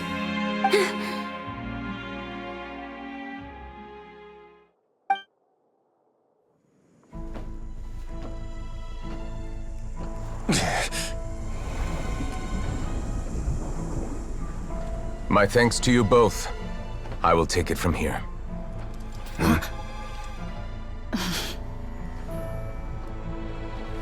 Sure you don't need a hand? Quite sure. Wow. So, what's your secret, huh? Let me guess. Nah, who knows? Maybe it's just your sense of responsibility. Sounds about right.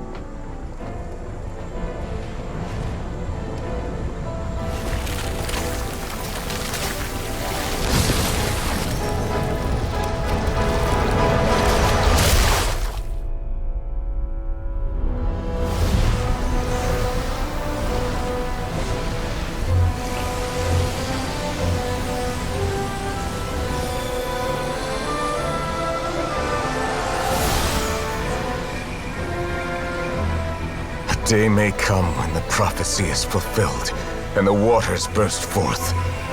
But it is not this day! This ancient power could easily obliterate an entire race. A tsunami of fury would unleash endless catastrophe.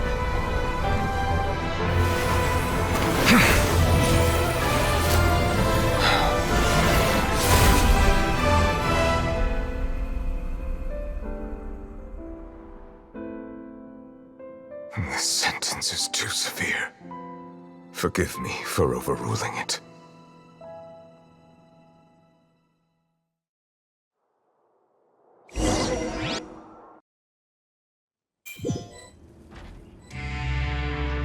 All right.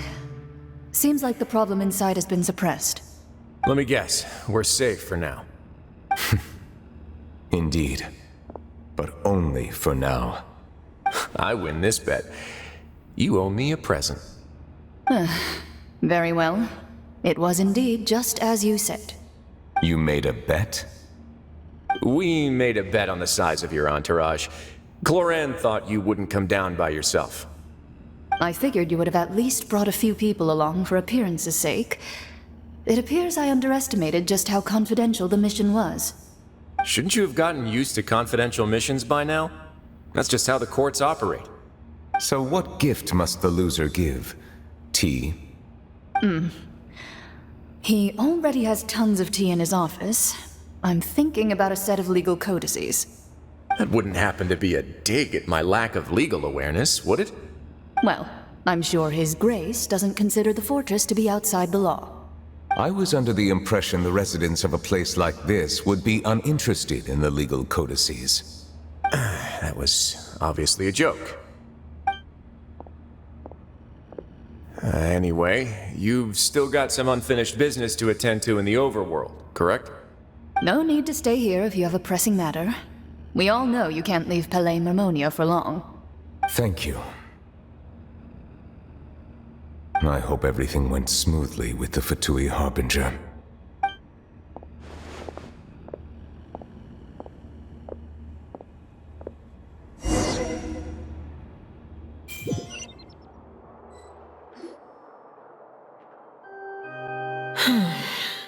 I must say, we've spent long enough playing house. Miss Farina, as the Hydro Archon, I am sure you understand the exact meaning of the phenomenon we just witnessed. Or should I say, that's what I originally thought. But looking at your expression, was I wrong? And you haven't a clue? What are you trying to say? At this point, I don't think there's any more need to speak as diplomatic representatives. Allow me to speak to you now as just a Fontainian. You know the prophecy by heart, and also that every part of it is being proven true. Yet, here you are relaxing, drinking tea, and eating desserts as if it's all nothing more than a few stray bugs in your garden. Do you really think that's acceptable? The prophecy's hanging above our necks like a guillotine. Every faction is looking for a way to either avert the disaster or save their own. Even the orphans of the House of the Heart have devoted everything to saving their homeland. But you, it beggars belief just how nonchalant and carefree you have been. From the very beginning, you, the god Focalor, you have utterly failed to take action. You're wrong. I've never ignored the prophecy, nor have I just been passing the time in self-indulgence. Retract your accusation and stop doubting the wisdom of the gods with such absurd conjectures. I am not alone in my doubts, you know. All the children of Fontейн may be harboring the exact same thoughts right now. Oh, great Hydro Archon. How are you going to save them? Save us? How are the people you've sworn to protect supposed to survive in a land that will soon disappear beneath the waves? I have my ways, and I've been working on them for all this time. Even if you look down upon me, you have no right to judge me. Fontaine will be saved. Even if I still cannot see the true future right now, as long as I continue on as I am, I will be able to hold my head up high!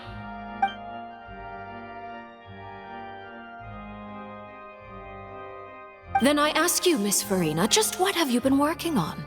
Where can we see it, and what is it doing to help?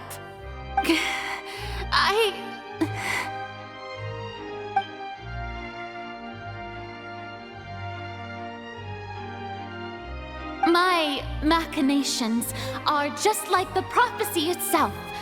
They will only reveal themselves at the fated time. It is just that beings like yourselves are unable to perceive them as of yet. I see. As a god, the proof of your labor always lies beyond prying mortal eyes. Allow me to be so bold as to ask another way. Would it be possible for you to tell us the parts of your plan that are not confidential? Such as your emergency response plan for the impending disaster? An emergency response plan? Oh, that look in your eyes. Have you not even prepared one of those? The emergency response plan is also strictly confidential. Then allow me to jog your memory. Miss Farina, what is the purpose of your Oratrice Mécanique d'Annelise Cardinal? And what do you plan to do with the massive amounts of indemnitium that has accumulated over the years? The Oratrice? It's just like it appears to be. So you also have no idea. If I'm not mistaken, someone's using it to prepare for something. But unfortunately, it would seem that someone is not you, Miss Farina. I first caught wind of this when Linny tried to investigate the Oratrice in the Opera House. You see, even just getting close to the core contaminated him with an extremely large amount of indemnitium. But even if that had nothing to do with you, then what could you possibly be working on, oh great Hydro Archon? Oh, right. I almost forgot. Udex Neuvillette is not at the tea party with us today. Miss Farina, I suppose you must have ordered him away to take care of some troublesome business. Yes, that's exactly right. Please keep it a secret for me. Of course I will. Although, I must say, Miss Farina, you seem quite insecure without the Udex by your side. Oh, very well. Let's stop that conversation here. There are still a few slices of cake left, so please, help yourselves, everyone.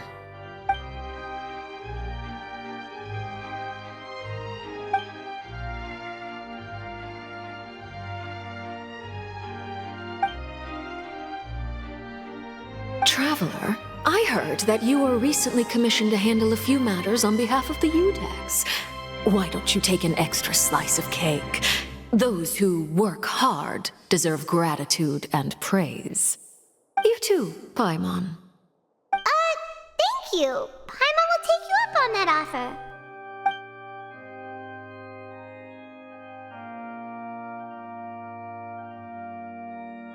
Oh, Paimon's super full. That cake was great. If it's on my tea table, it must be of the highest quality. Yes, and we must thank the knave for bringing these over as well. You're welcome. I'm sure the cake also felt greatly honored to be featured at Miss Farina's table, and I was merely catering to Miss Farina's tastes, seeking a chance to chat over tea. It is getting late. Why don't we call it a day? There are still a few matters that I need to take care of, so I must take my leave now. Very well. We'll end it here. Mind seeing me off, Traveler? We could use the opportunity to discuss Child before I must be on my way. Paimon's coming too!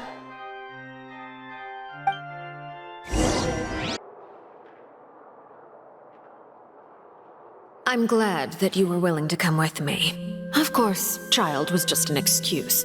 I have no interest in your dealings with him. That's what Paimon thought. You lent your aid to the children of the House of the Hearth. As their father, I would like to express my gratitude. That was all. Formal topics should be discussed in formal settings, and informal topics in informal settings. I know you just returned from the fortress of Meripede. Relax. I have no intention of trying to get anything out of you. Linny, Lynette, and Fremine are still there, and I trust their judgment and abilities. They've all been working very hard and have always done all they can to fight back against anyone who tried to stop them, especially Linny. You mean Wriothesley. He's a tricky one to deal with. It's unfortunate that Linny's so eager to prove himself that he can't learn to rely on others, including me. By the way, and you can just consider this a bit of idle gossip, but what's your impression of Furina? You are outside of our disputes, and the freest person in all of Fontain, able to move around most easily. Allow me to share my perspective with you. And that's everything that happened during the trial. Master Child was declared guilty and immediately transported to the Fortress of Meripede. Didn't he say he was coming here on vacation? Does he not feel an ounce of shame for all the trouble he has caused?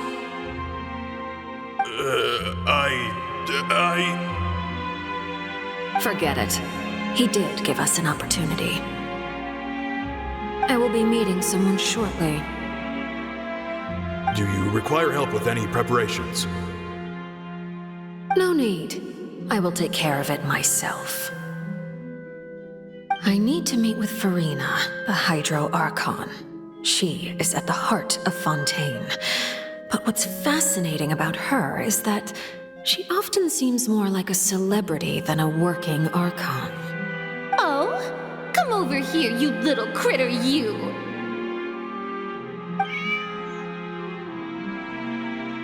You dare to run from me? Stop right this instant! My goal is just to discover the location of the Gnosis. But I didn't expect the chance to approach Furina to be handed to me on a silver platter. This is so easy, it's actually making me a bit suspicious. Anything left unguarded is usually just bait. But no one will blame someone for taking the bait. After all, from the moment it was attached to the hook, the bait is meant to be sacrificed. It's just as I guessed in the second before I struck. The Hydronosis is not currently held by the Archon. In fact, this Archon doesn't seem like a god at all. And I sense that she's under some kind of curse. Who are you? And what are you trying to do? Please don't kill me. I'm begging you, please. The fear in her pupils is genuine, so perhaps she's not bait after all. Either way, targeting her has lost all meaning. I left the scene with ease. Nobody came looking for me, and nobody could serve as a witness to my near assassination of Fosor. I suspect even Furina dares not mention this incident to anyone. Not long after, my informants confirmed what I had guessed. After returning to her quarters, Furina quietly cried alone. She was so scared that she could not sleep that night, nor could she even bring herself to eat her cake. There's no doubt that there's something wrong with her. I began to entertain the possibility that she is not the true Hydro Archon. Perhaps Eudex Neuvillette is actually the genuine article. I have to find the Gnosis. If the Neuvillette hypothesis is correct, he is probably in possession of it. Alternatively, it might have been hidden in a place that's hard for ordinary people to access. Yes, Father. My dear children, please speak. News from the Fortress of Meripede. Master Master Child has gone missing. On top of that, the contacts and guards we bribed at the fortress have all gone quiet as well. Probably the handiwork of that Ridesley. I'm afraid so. This is a good opportunity. The value of a Harbinger is much higher than most would imagine. We now have an excuse to exert diplomatic pressure on the Fontейn authorities. Set up a meeting for me. I would like to meet the Hydro Archon and Iudex Neuvillette. Oh, and I have an additional mission for you three. Yes, Father. Tartaglia's disappearance was not a part of my plan, but I can use it to make a breakthrough.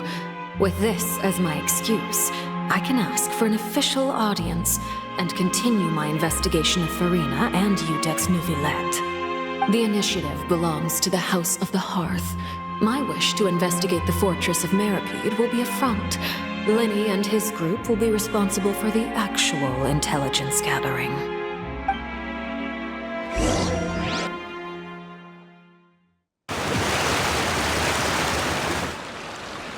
You should know the rest. Lenny's group is quite close to you, so they wouldn't have hidden anything from you. You attacked the Hydro Archon? It wouldn't mean anything, even if you shouted it from the rooftops. After all, even Farina herself is still pretending that nothing of that sort ever happened. Alright then. I've now had 2 chances to enjoy tea with Farina. I have to say, the leadership of Fontейn is even more inscrutable than I had imagined. I once surmised that Iudex Neuvillette must be the Hydro Archon, but now, that doesn't seem right to me either. I am a servant of Her Majesty the Tsaritsa. Over my years of service, I've learned how a real Archon conducts and carries themselves. Whether Iudex Neuvillette or Farina, neither fits the bill. It's hard. Of course, that is all just how I feel. Gut feelings often do not require justification. It is, however, quite amusing to me that after all my years working in intelligence gathering, I've come to realize I am at a complete loss regarding the identity of the god of the land of my birth. Don't you think Fontейn is quite intriguing? A catastrophe looms, yet many secrets have yet to rise to the surface.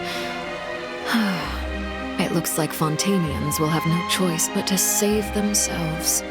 Ultimately, though, one must survive in order to do anything else. Should the need arise, I would be happy to cooperate with you. You don't need to commit to anything right now, of course. I have a feeling that the situation will continue to evolve, and as your name is often connected with noble deeds, I'm sure we will work together someday. He certainly returned quickly. You must want to catch up with each other, so I'll leave you to him.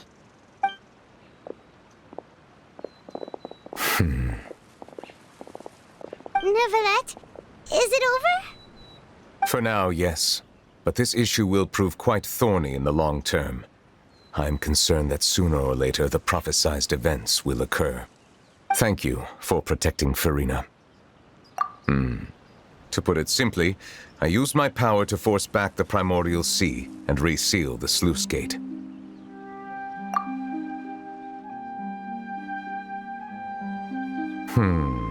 So as expected, the knave has turned up the pressure on Farina. She's trying to feel her out, though permission granted.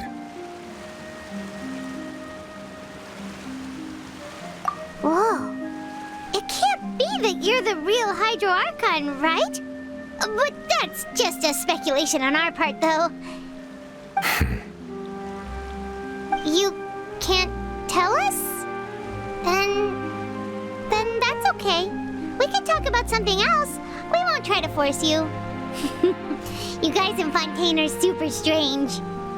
If by the phrase, you guys, you are referring to Farina and I, then although I'm not sure just what you are trying to imply, I must clarify that I do not share her positions on a multitude of topics.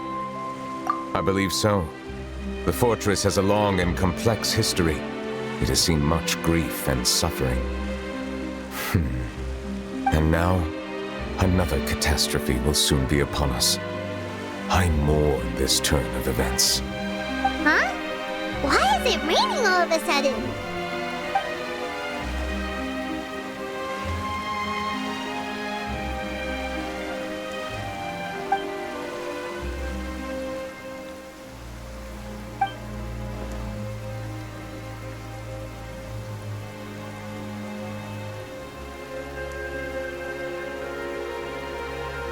You may be closer to the truth than you think. Oh? And what are you thinking? The dragon of... what? Huh? Please do not be so surprised. Farina?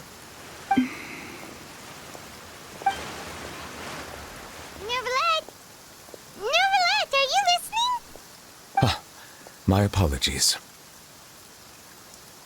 We were just guessing randomly. We didn't guess right, did we?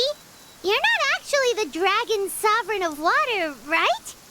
Well, if you don't want to confirm or deny... You guessed correctly.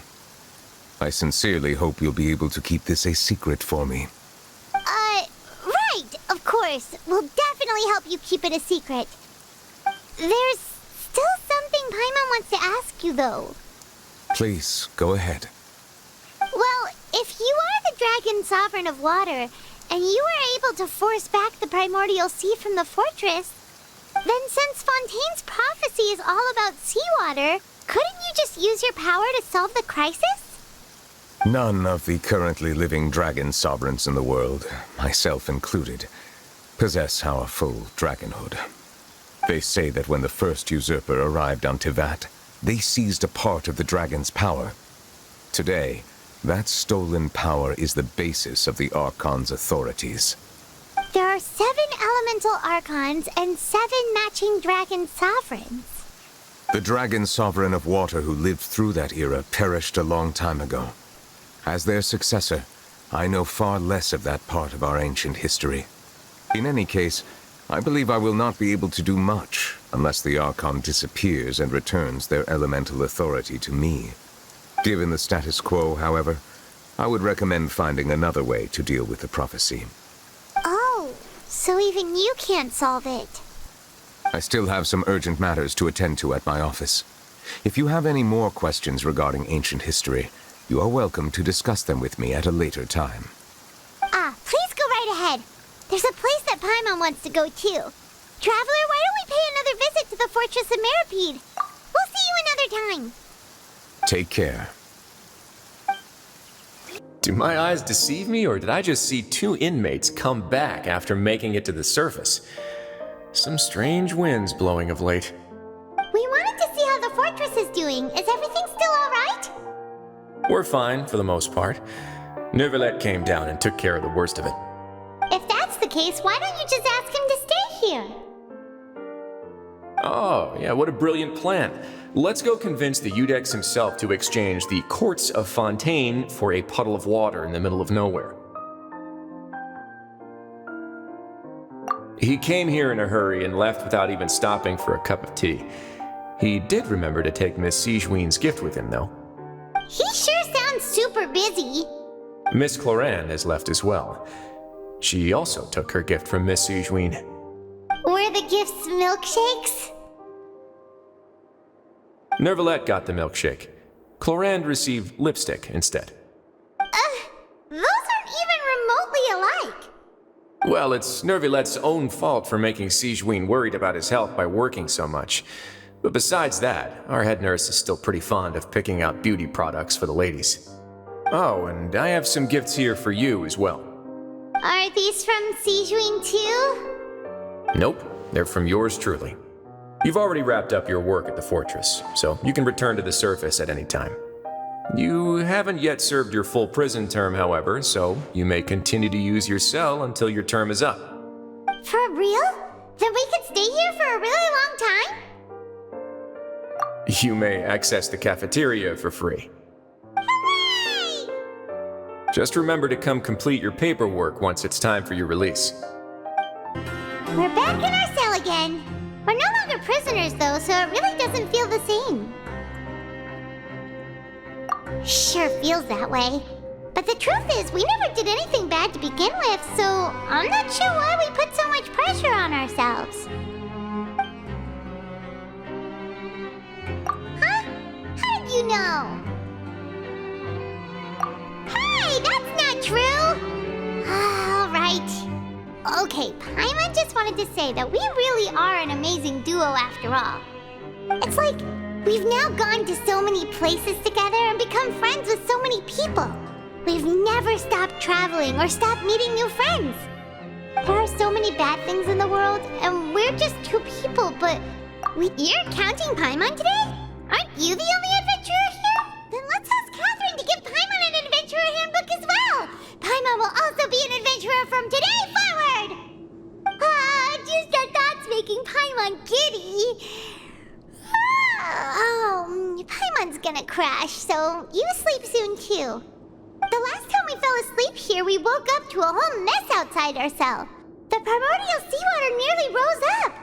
That was so scary. We should be safe now, right? Alright then, good night to you, traveler.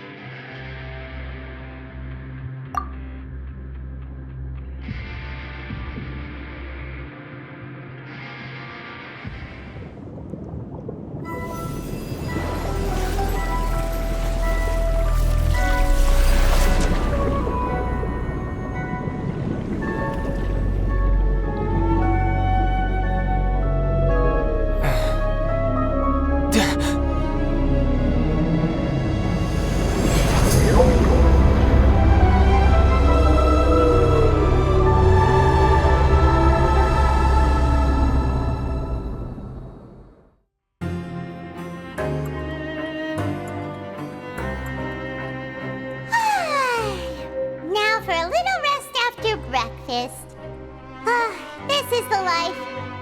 Wait a sec. Isn't something important supposed to happen today?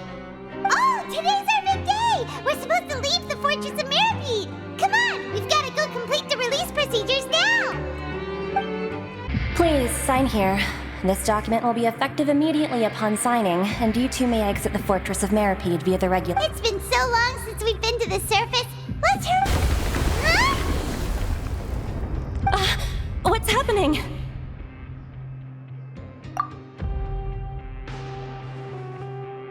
I'm fine, thanks. But I wonder what that tremor was just now. Let's go ask the Duke. Your Grace? Ah, good to see you two. Is there something you wish to see me about?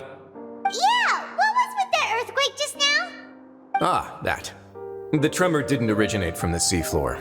In fact, it seems it came from the surface. Over the years of serving as the warden here, I have developed a sense for distinguishing between what occurs on the surface and what occurs underwater. Besides, the seal that Monsieur Neuvillette set in place won't fail so easily. So the fortress is okay? If you recall our last incident, if there really were a problem, there would be crowds of inmates in a panic right now. Huh, you've got a point. Okay, seems we need to get back up to the... by the way, do you know what... I believe... Wait, seriously?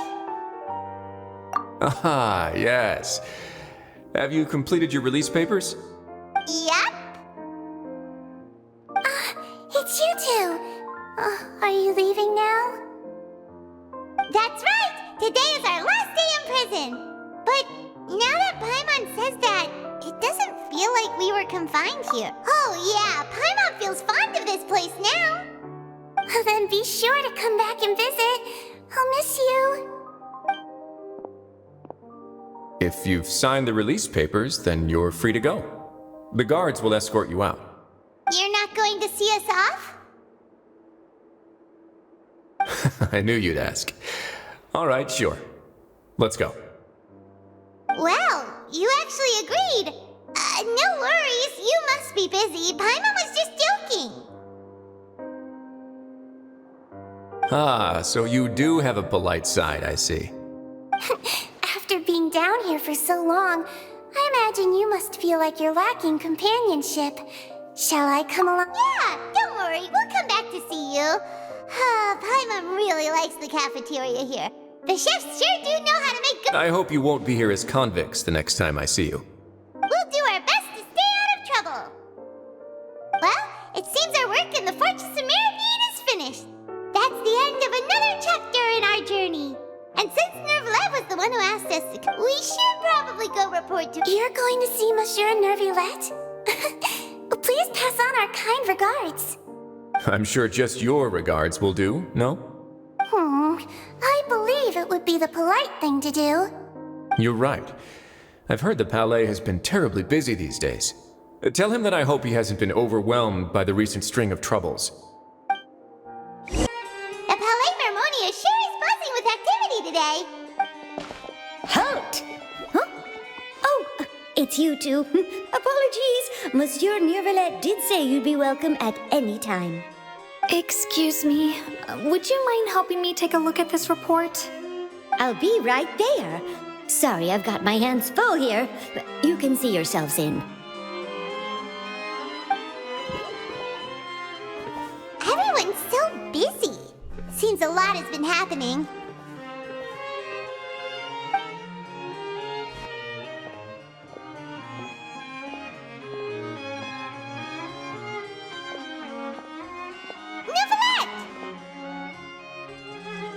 Hello. You've come at the right time, but you'll have to wait for just a moment, as there are some urgent matters I must tend to first. In the meantime, please, have a seat. If you'd like to have something to drink, let the Melusine outside know. That's all right. We just ate. Very well, then. Let's take a break over there while we wait for him to finish his work.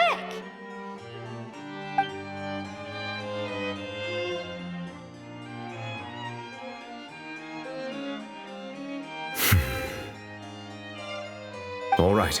That should wrap things up for now. Are you done with your work? Yes, sorry to keep you waiting. Today should be the day you were released from the Fortress of Meripede, and it appears that you've managed to complete all the release paperwork. That's right, and we came here to see you right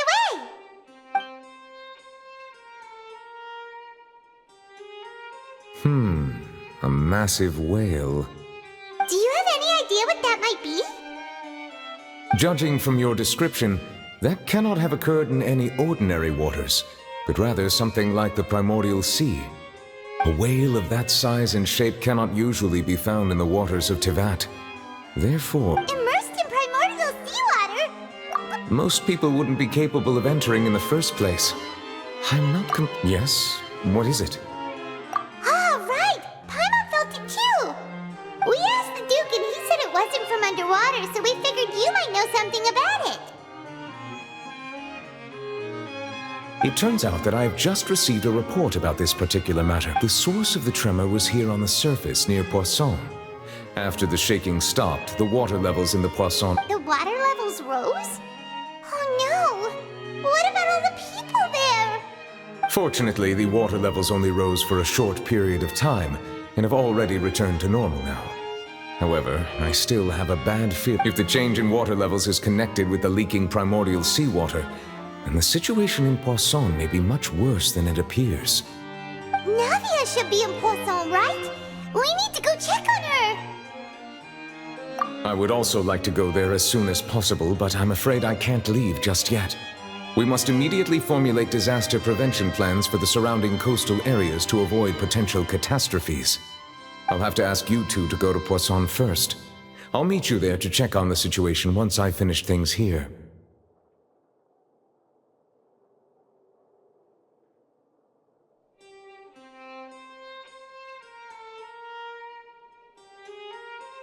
There's no time to lose! Let's get going! Please be careful.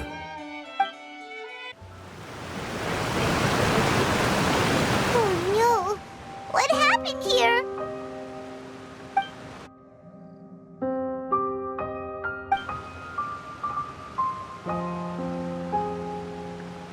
Navia should be around here, right? We need to make sure she's still... Paimon means we need to check on her. We haven't seen a single soul all the way here. Oh, this is getting scary. What will I ever do now? Look! There's someone on the roof over there! Just stay put! We're coming up! Watch your balance! All right! Just hurry!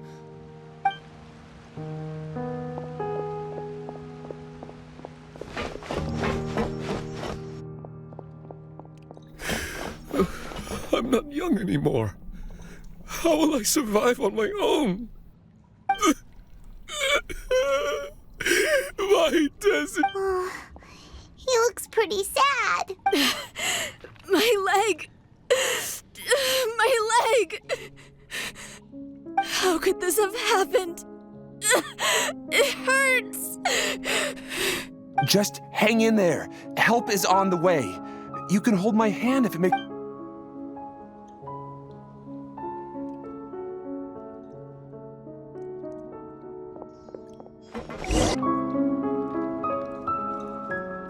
It's Navia! She's over there! Hey, Navia! Are you okay?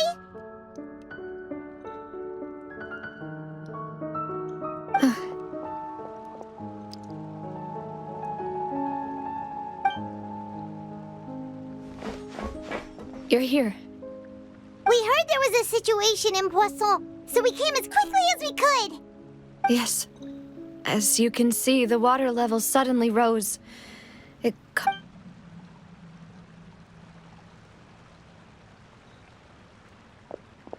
Demoiselle! There was a wounded resident next to a building southeast of here. We've already transported him to safety, but we've run out of medical supplies. He's wounded? How badly? He fell, so it's probably a broken leg. He's pretty shaken up. When the water level rose, he desperately climbed up to the roof. Once the water receded and he saw the ground, he became terrified and eventually... He jumped down then. Find the leader of Squad 1 and tell him to take the wounded resident to see a doctor. He should know where to go. Understood. I'll take over his search and rescue mission in the meantime. All right, you'll be in charge.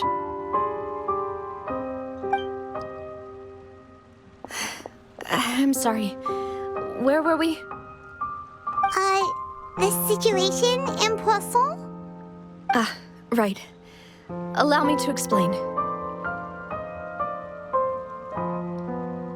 A little earlier, we suddenly heard a loud noise. At first, everyone thought that something might have exploded on an aquabus. But before we knew it, water started pouring out from everywhere. The rushing water seemed a little odd, almost like the unique color of primordial seawater. Some people didn't realize the danger and thought it was just ordinary water, leaking from somewhere. Everyone on the street who happened to be close to the water didn't have a chance to escape. As the water levels rose, they suddenly disappeared. They were all dissolved. Those who realized what was happening started to flee in a panic, desperately trying to get to higher ground. Many were injured in the stampede, and some people fell from significant heights.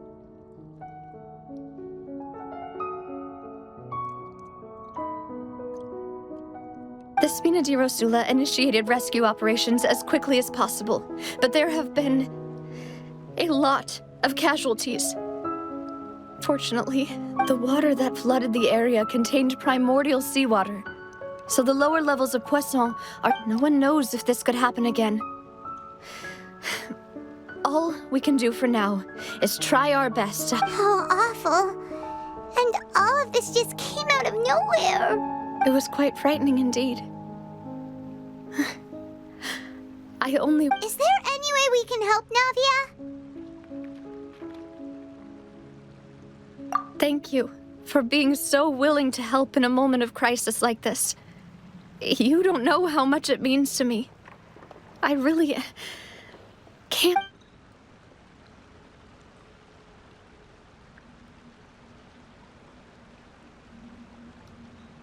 say that, Navia. That's what friends are for.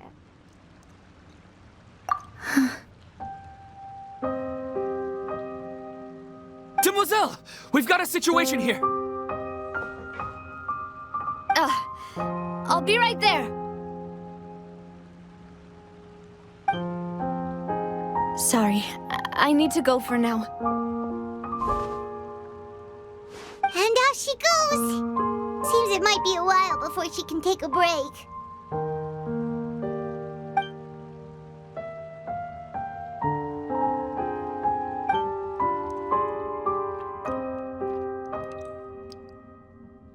Okay, the wounded are being tended to, and we finished a preliminary head count. More support has just arrived, so I suppose I finally have a moment to focus on my own matters. Of course, we should remain ready for anything, and continue doing our best to rescue others. I'll be sure to have everyone at the Spina di Rosula ready to render assistance. Traveler, Paimon, would you two accompany me to my father's grave for a moment? Huh? Right now?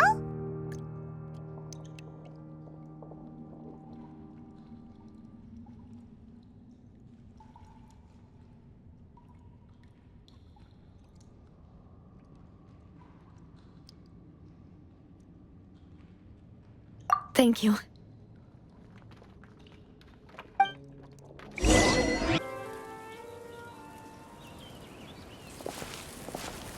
Not a lot of people here, huh? Well, given the time of day and the whole situation in Poisson, Paimon doesn't think there'd be a ton of people here visiting graves. Right. That's how things are now. The living are so exhausted that they've no strength to spare any words for the dead. Navia?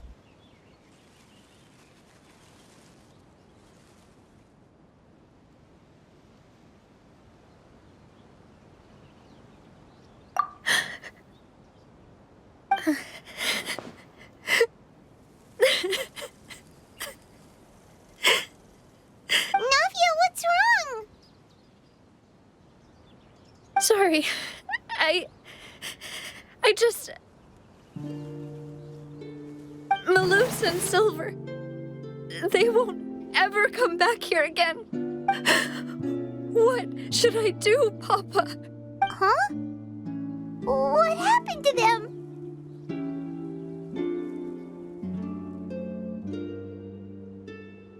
Everyone agreed on the rescue plan, but still, I was the one who initiated it. They were helping evacuate the residents, but they couldn't leave in time. And they were caught in... What should we... I've known them for so long. And I know they were... I could at least hold a funeral for my father. And I know where he rests. But as for Malus and Silver, they're just...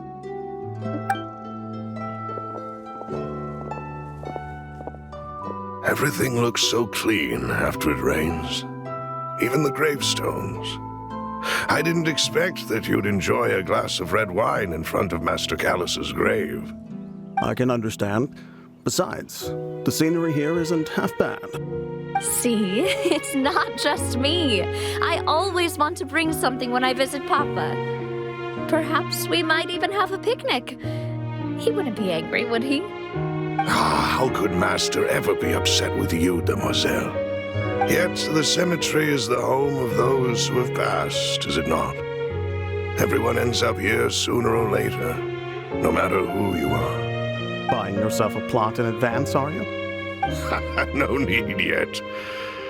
But when I do, I hope you'll let me be buried beside Master Callus, Demoiselle. Hey, stop joking around. I'm quite serious. That way, it will save us both the trip to see each other whenever you visit your father's grave. That makes sense. In that case, could I be buried on his other side? After all, besides you, Demoiselle, the two of us could certainly be considered Master's closest companions, no? Personally, I believe we fill those shoes just fine. Why are you bringing this up all of a sudden? Seriously. All right. I'll remember your requests. But I'd really prefer not to talk about this stuff. And what do you mean by saving me a trip? I'd make the journey even if I had to visit you two somewhere else. I'd promised to let them rest in peace here. But here I am breaking that promise. I'm sorry for letting you see me in a mess like this. I don't usually cry, really. Paimon doesn't know how to help you feel better. But, well, she understands how you feel. I had always thought I could make my wishes come true. But now that I think about it, that never solely relied on me. Many things can only be accomplished with someone else's help. Malus and Silver have helped me so much. But by contrast, I could do nothing for them. I'm so sorry. You can spend as much time as you need here, Navia. We'll stay with you.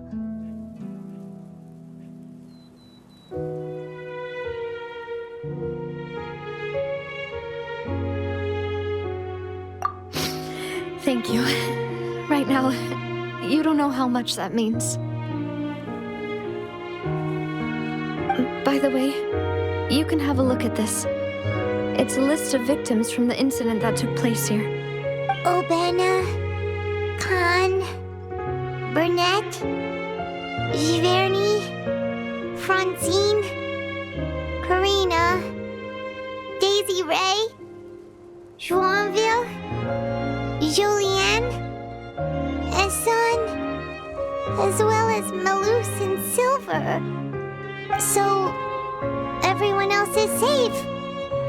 But still... It's okay. I know what you're thinking. And you're right. We lost Malus and Silver. But we were able to save more than we anticipated. The overall outcome indicates that the cost was worth it. Right! Don't think that way, Navia. One person might be saved at the expense of another, sure, but that isn't something we should ever consider a trade. Malus and Silver were not the price for saving anyone. They're heroes. You're right. Thank you, Paimon. What you said just now was pretty amazing, actually. I'll remember your words. Oh, really?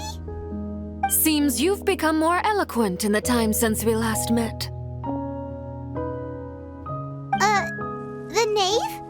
What are you doing here? Is everything going well on your side? Yes, my people are carrying out the mission according to your request. All the residents of Poisson have been evacuated, and we're preparing to relocate them to higher ground. As for these supplies, we have everything taken care of. There is no need to worry. Thank you very much. Wait, do you two know each other? We just met recently. Right, Miss Navia? Usually, I would call this a coincidental encounter. That doesn't quite fit this time. Besides, it never even crossed my mind that a Fatui Harbinger would come looking for me. Thanks to the Knave, Spina di Rosula received generous support from the Fatui, which allowed us to complete the rescue and evacuation work so quickly. Mutual aid is essential to fostering positive developments. We were already in the area, in any case, so it was nothing. That said, I must say that you're a lot sharper than you let on. I'm sure you understand what I mean. I apologize for all the ways in which I tested you previously. We've never worked with a Fatui before, and it's extremely important for us to know who we're working with. My subordinates have reported that Fatui soldiers have been observing water levels and taking head counts in various locations. I hear that they've also prepared a large amount of emergency supplies. I'm quite surprised. This is nothing to brag about, nor do I intend to. It is simply the way of powerful organizations to act forcefully, whether they are doing good or ill. You've witnessed that firsthand, in any case. As I've told this traveler before, I know of the prophecy, and I intend to prevent the impending disaster. Lending your organization a hand was a natural first step in accomplishing that. As such, do not be troubled by this token of our sincerity. Perhaps one day, you'll also be able to help me in the same way. Without your help, there would have been many more casualties. I won't forget your kindness. Furthermore, I sincerely regret what happened to Malus and Silver. I only wish that my people could have arrived a little earlier to prevent this from happening. Don't say that. You and your subordinates did everything you could. As Paimon said, Malus and Silver didn't choose to sacrifice themselves for any specific person, and they weren't the price paid for other salvation. They chose to become heroes themselves. I've never liked hearing people put it that way. It's like trying to relieve pain by saying some noble-sounding words. But right now, there's nothing more suitable. They really did become heroes. You're right. I'm sorry for your loss, Miss Navia.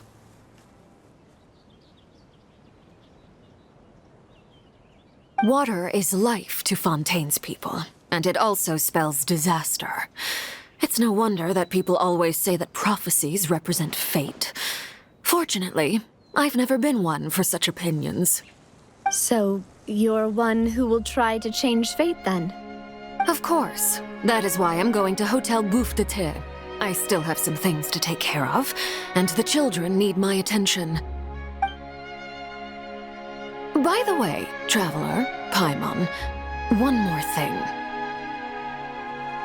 Alright, then we'll just...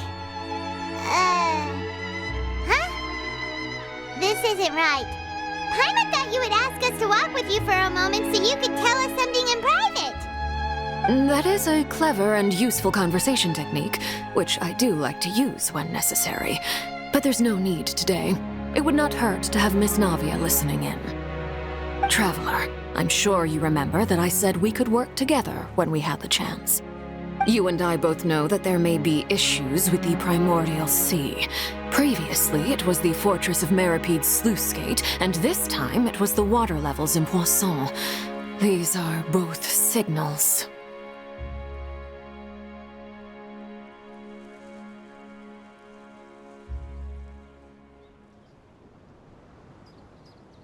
Indeed. Allow me to share the latest intel I've received from the House of the Hearth's intelligence network with you. During some recent investigations, a child claimed to have discovered some ruins near Poisson. The ruins date back to ancient times and seem to be worth investigating in many ways. Judging by the dating of the ruins, they may be related to the prophecy and the coming crisis. The situation is becoming more urgent, so any pertinent information will prove extremely precious. My people initially came to prepare for ruin exploration. Unexpectedly, this disaster struck, and at present, we're all busy prioritizing the rescue effort. So that's why the Fatui were already in Poisson. I wanted to take the children along, but unfortunately, Linny, Lynette, and Fremine have all been dispatched to higher ground to assist affected residents. Linny told me that outside of the house, the person they trust most is you, which is why I want to give you this task. The House of the Hearth's members see each other as family, but Linny, Lynette, and Fremine said that they also see you as such, even though you are not from the house. I'm sure you already understand how earnest they consider their friendship with you to be. Oh, that somehow makes Paimon feel kinda happy. The intel I just shared about the ruins could fetch a high price. But since the children consider you family, it's only natural that I freely share it with you. Got it! So all we gotta do is go to some ruins, right? We can handle that. Excuse me, but may I tag along? You wish to join, Miss Navia? But are you sure you're up to exploring some ruins? You need to rest. Well, I'm sad, yes. But I can't just go back and plop myself into a chair by the roadside and do nothing. There's no point in being depressed while we still have a disaster on our hands. As my father's successor, I must live up to the hopes he had in me. Besides, I'm also doing this for myself. I need something, a distraction, to keep my mind off Malus and Silver.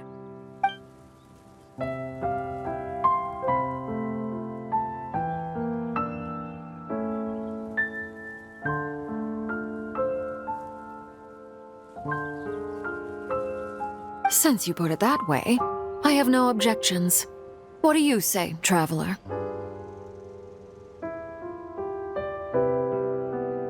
All right. The ruins are to the south of Poisson. Here's the map. Okay, the three of us will handle it. Come on, let's pack up and get going.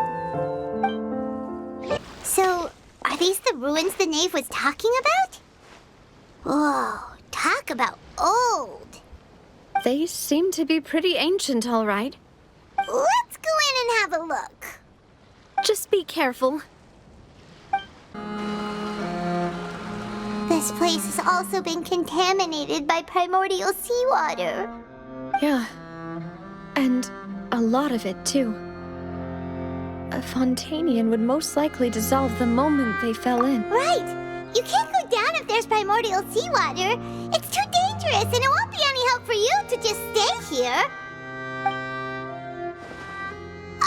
Don't get my mind wrong. We're not saying you're useless. It's just that... No, you're right. I can't do anything in this situation. I'll leave this to you.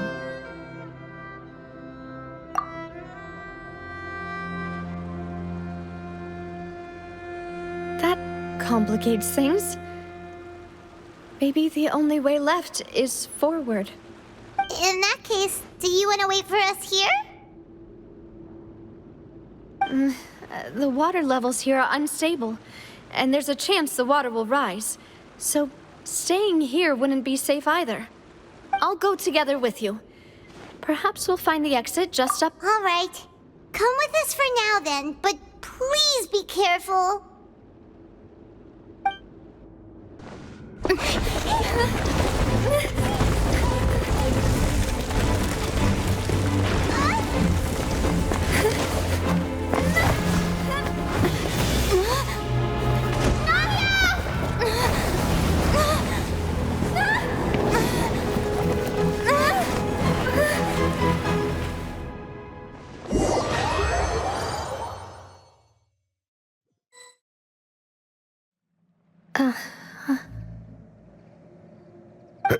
Demoiselle? Huh? Demoiselle, what are you doing here by yourself? Would you be standing here till dark if I hadn't come to get you? Maybe she just wants some time to herself, Malus.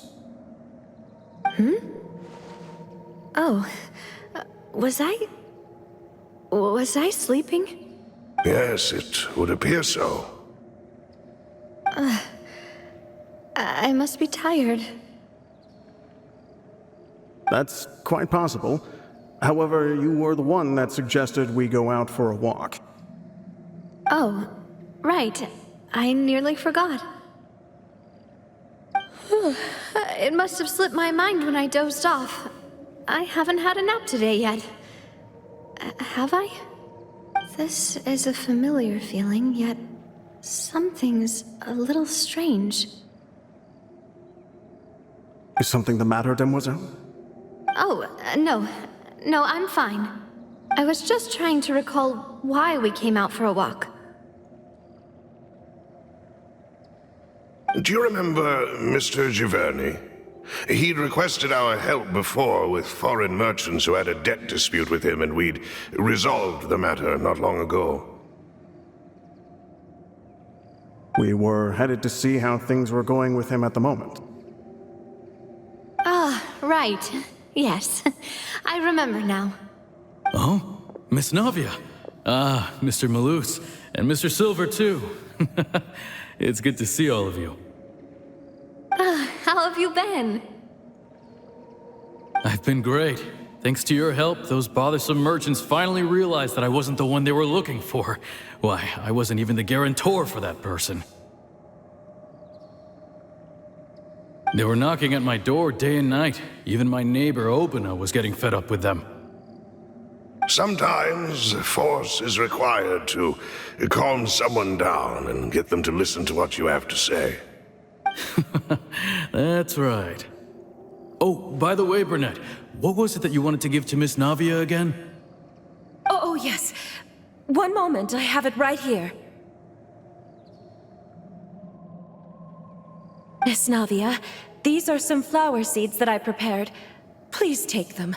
They're a very good variety, and they'll become very big and beautiful once they bloom. I don't know what we would have done without your help, so this is a little token of our appreciation. I hope you won't refuse. Ah, did you cultivate them yourself? Thank you so much. I'll certainly take them. Malus, we do still have some empty flower pots at home, right? Why, we can have as many pots as you'd like, demoiselle. Perfect. In that case, we'll swap out some of the decorative plants for some of Mrs. Burnett's flowers. Very well. Wait. Something seems to be off here. Excuse me, madam. If I'm not mistaken, your name is Burnett, correct? That's right. Is something wrong? No, it's nothing. This is the first time we've ever met, but your name seemed familiar to me. I must have heard it when I was discussing things with your husband previously.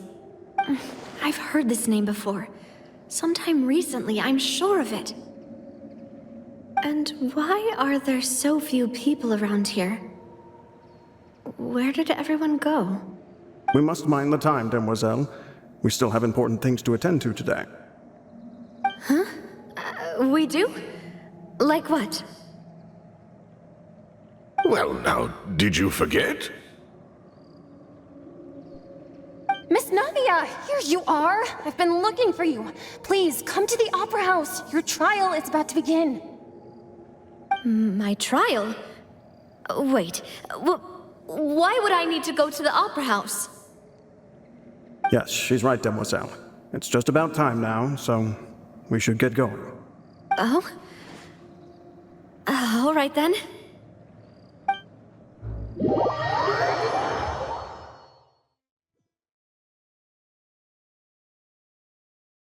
Look, it's Navia! She's here! And her two attendants are with her. Goodness, everyone's finally here. There sure are a lot of people here to see the trial. And they all seem to be oddly excited about something. I even know some of these people. Karina, Desiree, Joyville, Jolien, Essen. Why are so many people here? And why do I have no recollection of this case? And as for the judge... huh? Where's Monsieur Neuvillette? Please sit in the defendant's seat. Don't worry, Silver and I shall accompany you. All right. But are you sure you can stand behind me? Typically, it wouldn't be allowed, but today is an exception.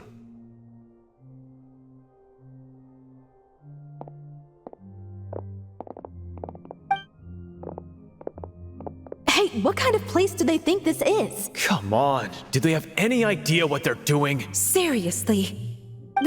Enough with the whispering! Could someone please tell me where Monsieur Neuvillette is? And why I'm standing trial? My dear Miss Navia, have you not yet realized what you've done? In that case, allow me to explain. As all here know, you are Master Callus's successor, the head of the Spina di Rosula, someone held in high regard by every soul in Poisson. After you took over the Spina, you treated all of us just like the late Master Callus had. If anyone in need reached out to you for help, you responded. Not only you, but your butler, your subordinates, nearly everyone in the Spina di Rasula fought for the well-being of those in Poisson. Wait a moment. Aren't you just proving that I'm a good person? Yes, correct. Absolutely right. And that is why you stand accused. You have helped so many people get through so many difficulties. You are one with us. We are inseparable. We are one big family, all of us who are from Poisson, inextricably linked. And with you being so important, we couldn't possibly do without you. Therefore, this fair and honorable court shall declare you guilty, and you shall stay here. You will be together with us forever. Huh? What are you saying? Everything you have said is correct. I have indeed done a lot for my hometown, and I would be willing to be with you all, but what is the purpose of having me stand here like this? What is there to discuss? Ah, well, if that's what you think, then I have no further comments. How wonderful, Miss Navia!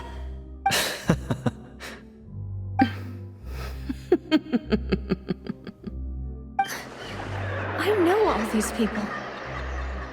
Why are they laughing? I seem to remember now.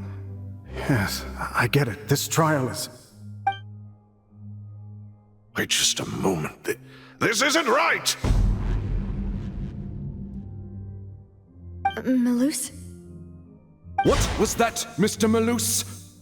Our conclusion is very clear and unanimous. Let the court judge her now. She's guilty!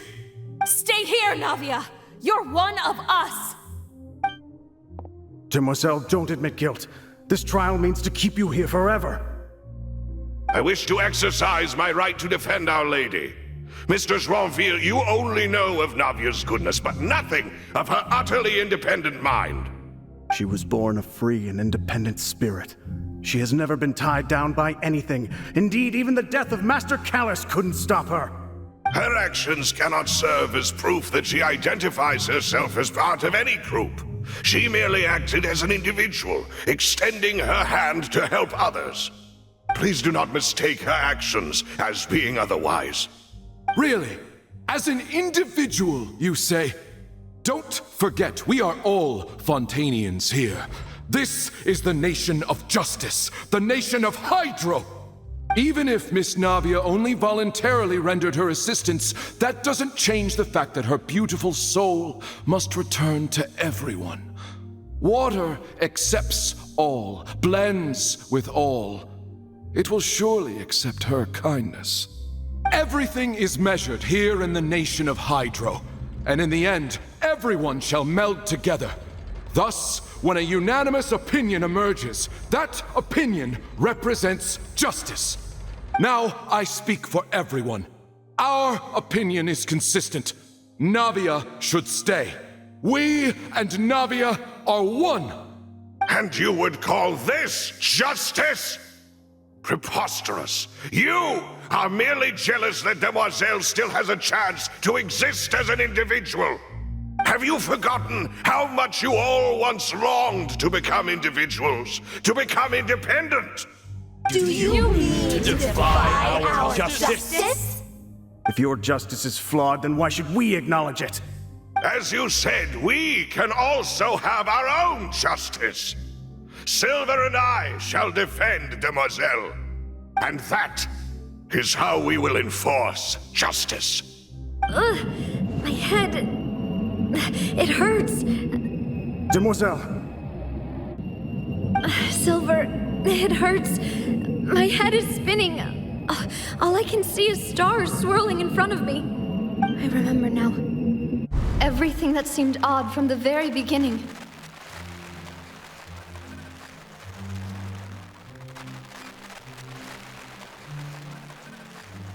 Karina, Desiree, Joyville, Jolien, Essen, and Mr. Giverny and Mrs. Burnett, who we met earlier. Even Malus and Silver. I don't want to admit it, but they're all dead. Don't be afraid, and don't admit guilt. We will protect. Absurd! Who are you to say that she cannot be judged? We are the majority, and in the nation of trials, the majority is absolute justice. We are the will of all. Don't let them escape! We shall keep Navia here with us! Mr. Malus and Mr. Silver, must you be so stubborn? How could the two of you possibly hope to stand against the collective? Do not resist. This judgment is fair and just. Navia belongs to us. After all that happened, she should not be left alone in Poisson. What are you saying? No more excuses! He says we're jealous. Jealous? How could she possibly be an independent individual? What's with these people? Who's jealous of her? She belongs to us! Miss Navia, she... Silence! That's...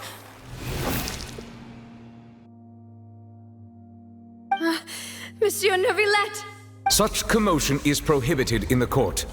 The accusations you just presented are nonsense and cannot constitute a proper trial. The court will adjourn for the rest of the day. In this, I shall hear no objections from any unauthorized party. Our thanks, Monsieur Neuvillette. Please leave with me, Miss Navia, while there is still time. But... Go on now, demoiselle. This is your only chance to leave this place. What, can't bear to leave us behind or something? Malus. My apologies. I couldn't resist making one little joke once I realized that... Malus. Silver. Quickly, you must come. Goodbye. Farewell.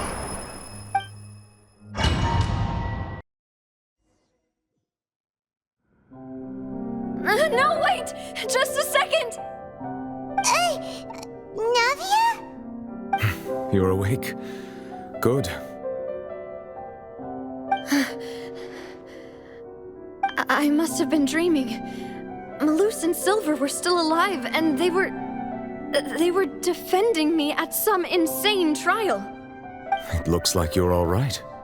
Did all the sad feelings cause you to have a nightmare? Paimon could give you a hug. The ruins you were exploring suffered a cave-in. When I arrived, I found you falling toward the water. You were just about to be dissolved within, but I...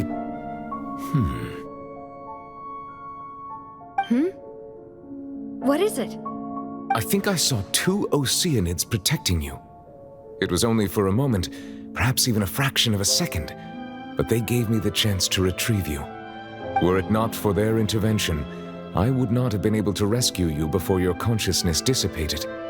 Wait, did you say Oceanids? You mean like what happened with Vacher?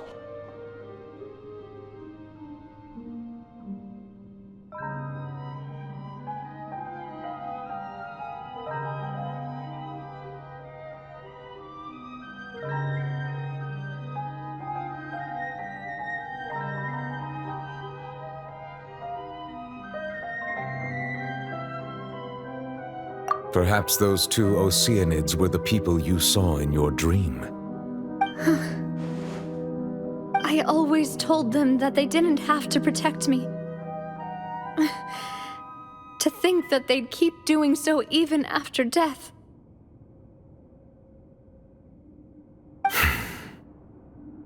Please come with me.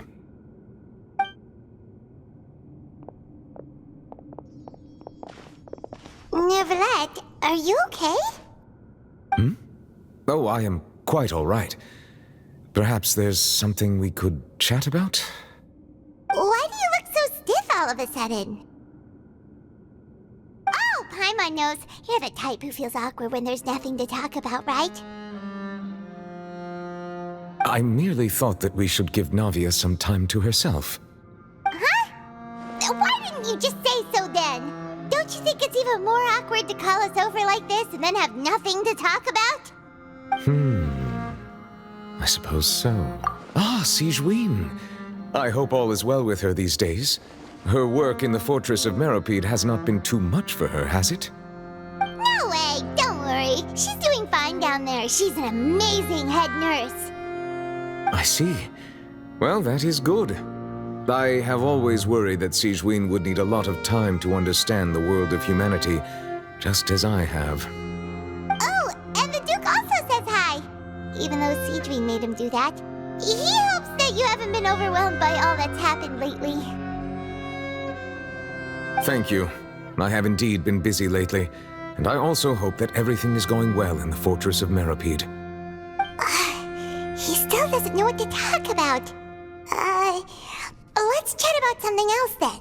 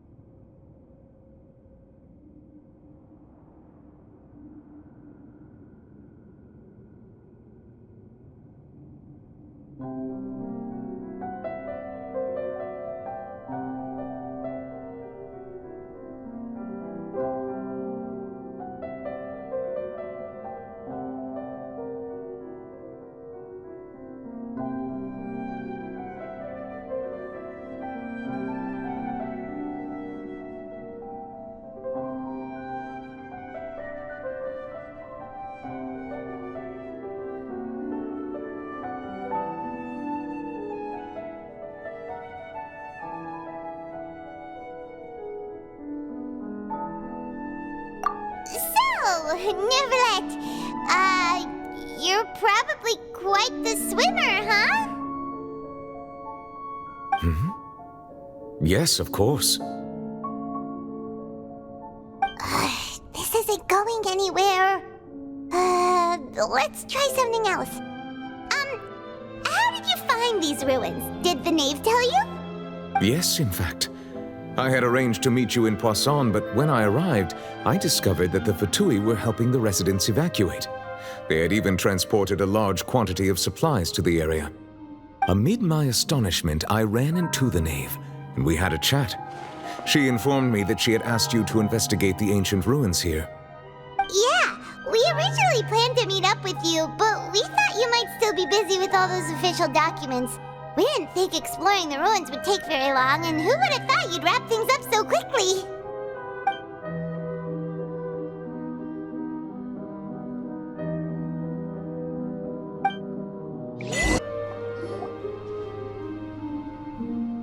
Looks like we've reached the end. This is the place. There should not be any other hidden spaces in the vicinity.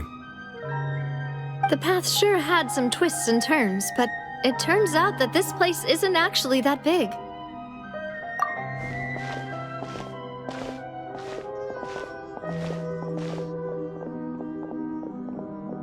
Stone slates?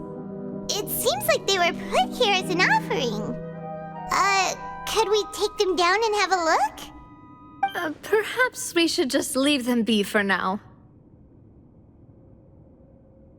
There are 4 locations in total, but only 3 stone slates. The surrounding walls. There's something written below. Let Paimon see. It feels like someone left these slates and these words here for a purpose. That would fit the circumstances dictated by the prophecy, yes. Indeed, the slate's contents correspond to it. Take the second slate, for example. There's a person kneeling here. She seems so... And is that Lady Farina in the third image? Did the Hydro Archon fall into the water? And is that a ring of people around her? Paimon doesn't quite get it. Are they all in the water? The fourth image. I know this one. This exactly matches the content of the prophecy.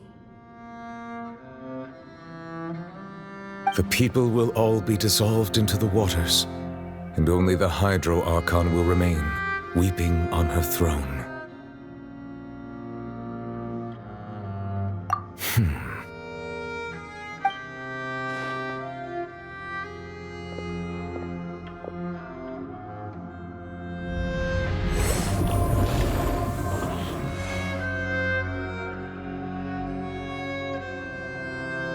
More information should be hidden in these slates, but I fear I cannot easily uncover it.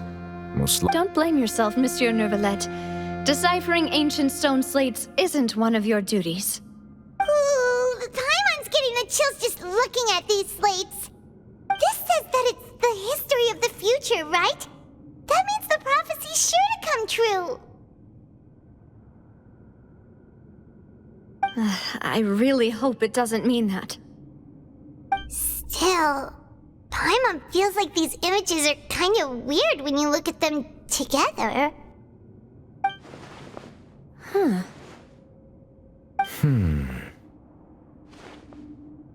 That's right!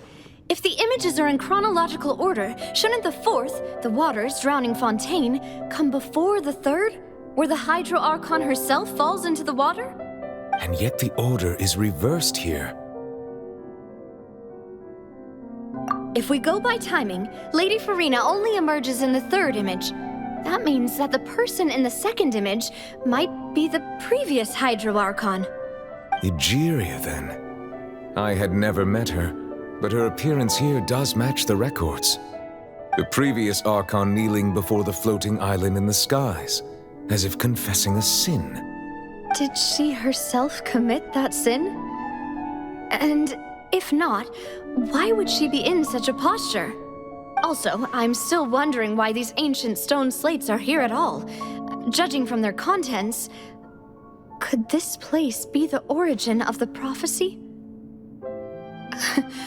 Does that mean that someone, or some people, once saw these slates? But who would have created these slates and left these words here?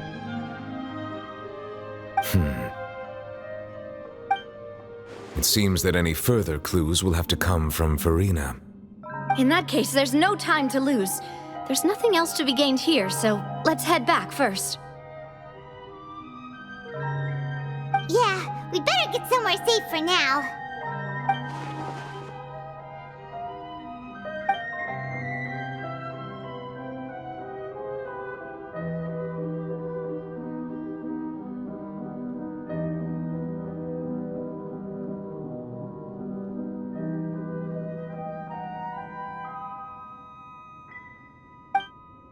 Let's split up here. I'm going to check on what's happening with the Spina. You know how it is. There's some things you just need to be there for yourself. You still have energy for that, Navia? Paimon's already beat. Just head back to the Fleuve Cendre and have a rest then. Thanks for keeping me company all this time. I'll depart as well. Thanks for your hard work today. Rest well, everyone. Traveler, I will go talk to Farina tomorrow morning to ask about the stone slates. I'm sure that you're concerned about this matter as well. If you have time, drop by my office. I will share the results of our discussion with you. Are you really gonna talk to her about this directly? Will that be a problem? Paimon's getting a little scared now that it's come to this. She has long been harboring secrets and will not give them up easily, which makes it all the more my duty to ensure that she understands the present situation. All right, we'll leave it in your hands then. You're probably the best person to talk to her anyway. I will be carefully considering my words tonight. Traveler, Paimon, our safe house at the Fleuve Cendre is always open to you as ever, so please don't think you're an imposition. All right, I'll be on...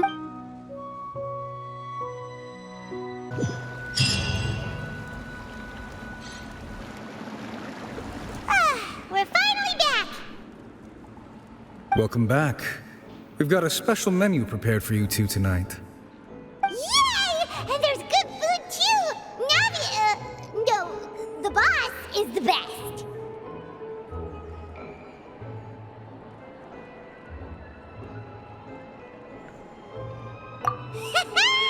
Ooh, desserts! Nice! These are all Paimon's! Paimon's already starting to forget what happened today. Oh, that voice. Is that who I think it is? Huh? It's you two. What are you doing in Fontaine?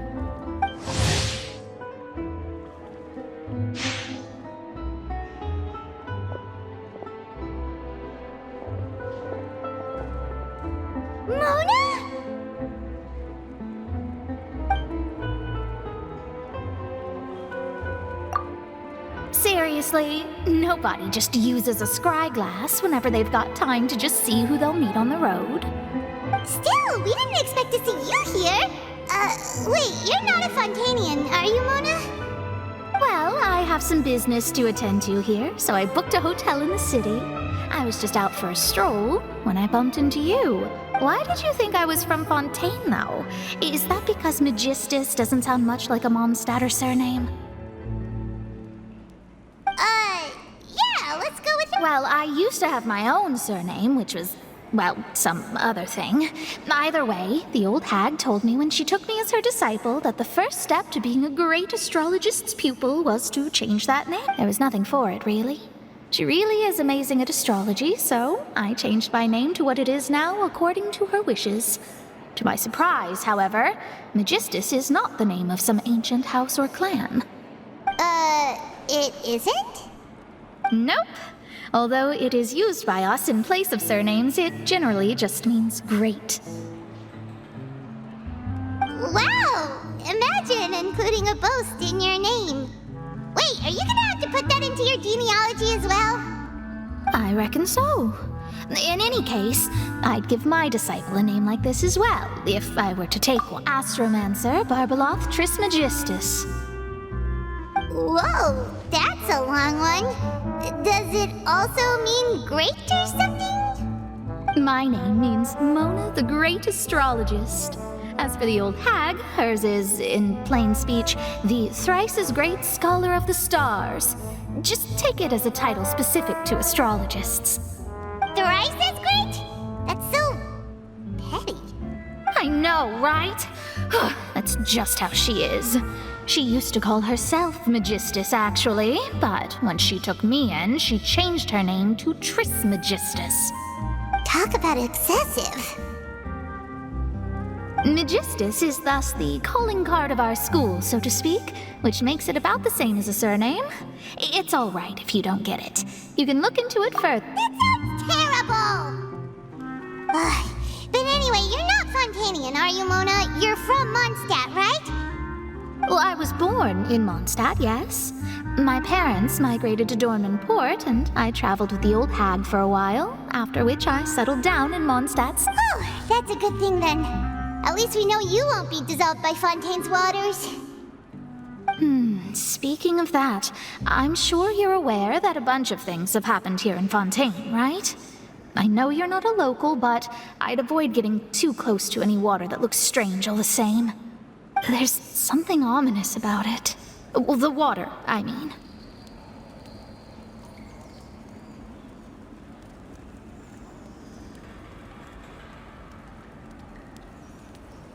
That was the main reason, yes.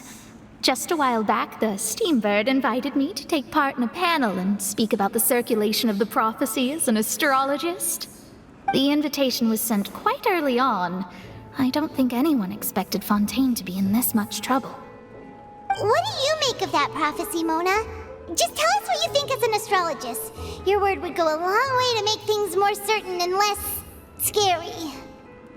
What I can tell you is that I'm an astrologist, and that this prophecy concerns the fate of Fontaine, even that of all Tevat.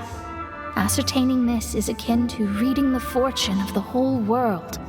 I'm afraid that this is not something that just anyone can do. If I could do it, you would no longer call me an astrologist, but a visionary. But on the flip side, the prophecy is so huge and powerful that it must surely come from a powerful visionary. Its contents involve the fate of the world. Disregarding it would be a mistake. A visionary? Sounds really powerful and all, but does such a person really exist? Of course. The old hag could do it, and I'd bet there are others amongst those Hexenzirkel colleagues of hers who could do something similar.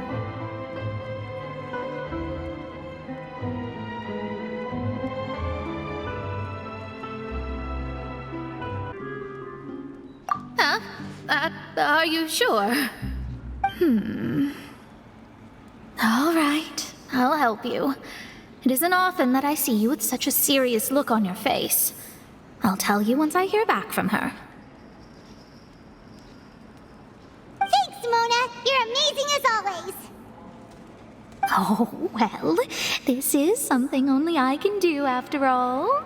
So yes, your praises are quite welcome. That's the greatest of astrologists for you! Of all the people we know, you know the star's the best! Indeed, indeed. That's the spirit. Oh, sorry. I came to see what all the commotion was about. If there's anything you need, do not hesitate to inform the Spina di Rosula. Oh, whoops. Guess we were getting a little too carried away there. Well, I'll go tend to my own business now. If I receive any news, I'll be sure to come find you two again. And there she goes, quick as rushing water. And here we are with the Spina guy giving us suspicious looks.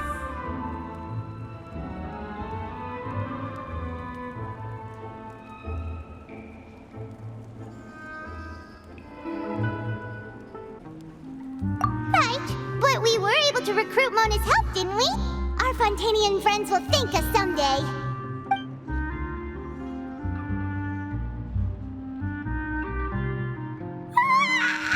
Good morning. To be honest, I'm still feeling kind of sleepy. But it's time to get up, Traveler. We agreed to go see Neuvillette, so let's pack it up and get go. You're here! Finally! Is something wrong? Monsieur Neuvillette and Lady Farina, they seem to have gotten it.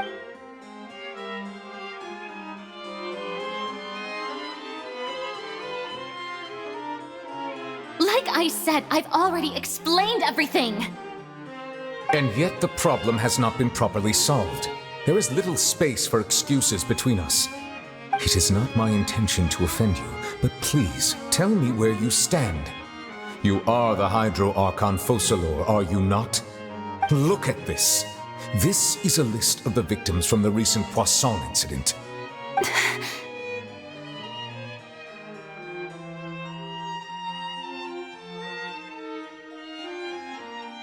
You mean they're all...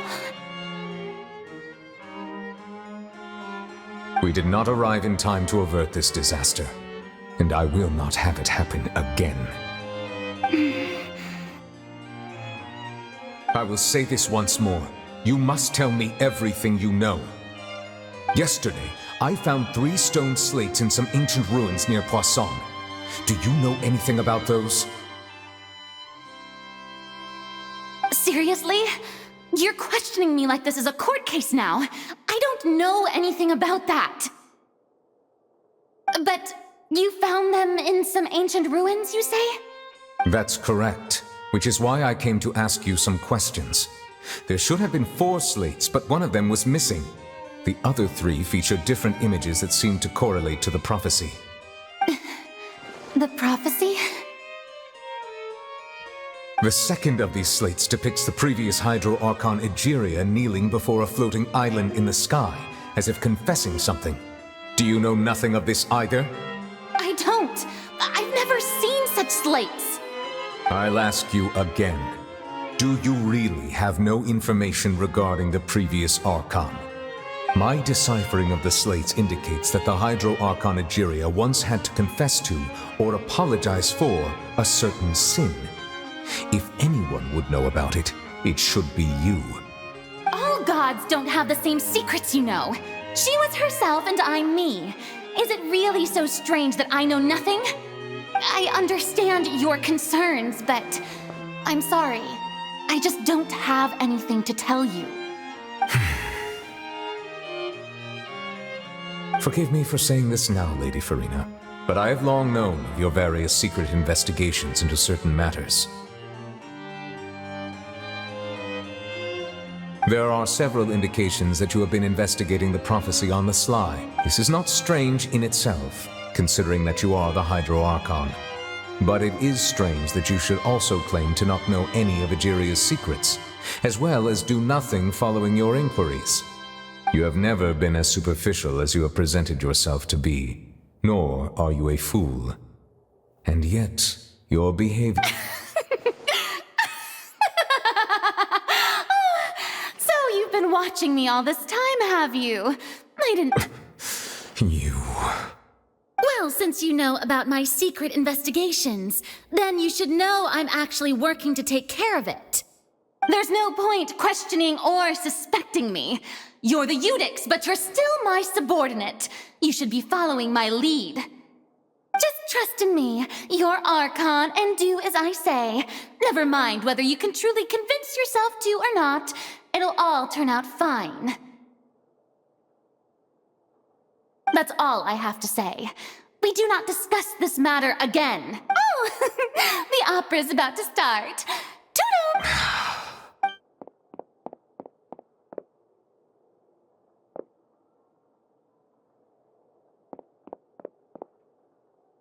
Did Farina not notice us standing by the door? I assume you've been outside for a while. Oh! You noticed! Seems Farina did— She was in a great panic, though I cannot discern the reason. Our discussion reached impasses time and again. Still, I do not understand. Dialogue is the basis for understanding, so why did she keep refusing to engage? Everyone in her inner circle has noticed that she is hiding some secret. The issue is her attitude.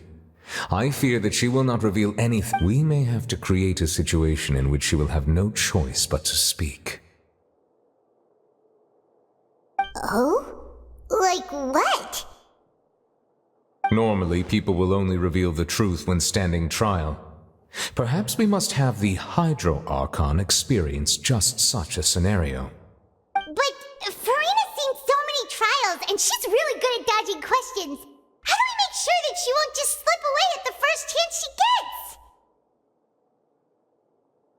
We will need to consider this thoroughly, join forces with various parties, and then do what we can. If at all possible, I would prefer to recuse myself from this affair, but we must prevent the prophecy from coming to pass. This may be cruel to her, but all Fontaine is in crisis. The information a god possesses. But who will lend?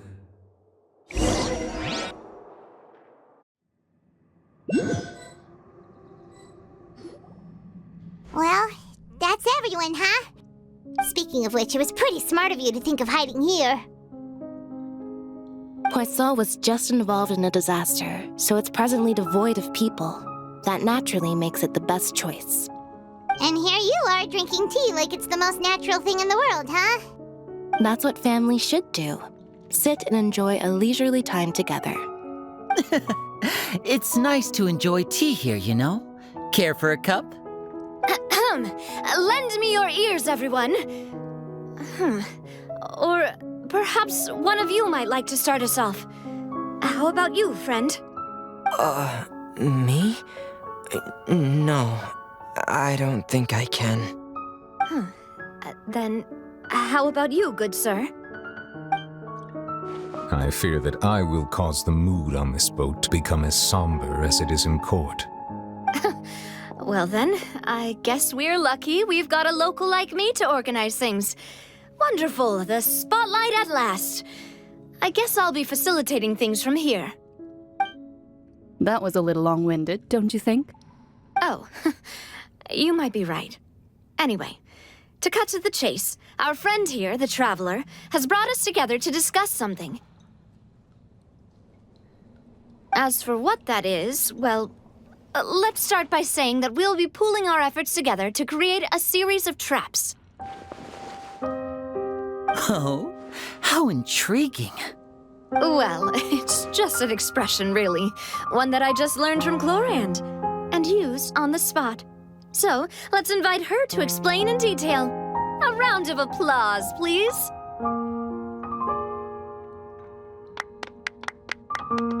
Huh? Didn't you say that you would be facilitating this? Oh, come now. Your work doesn't involve much public speaking, right? This is a good chance to practice. You might even pick up some fancy oratory tricks to impress your boss with in the future. I see. And what does my boss say? He is glad that you consider him your boss. Do go on.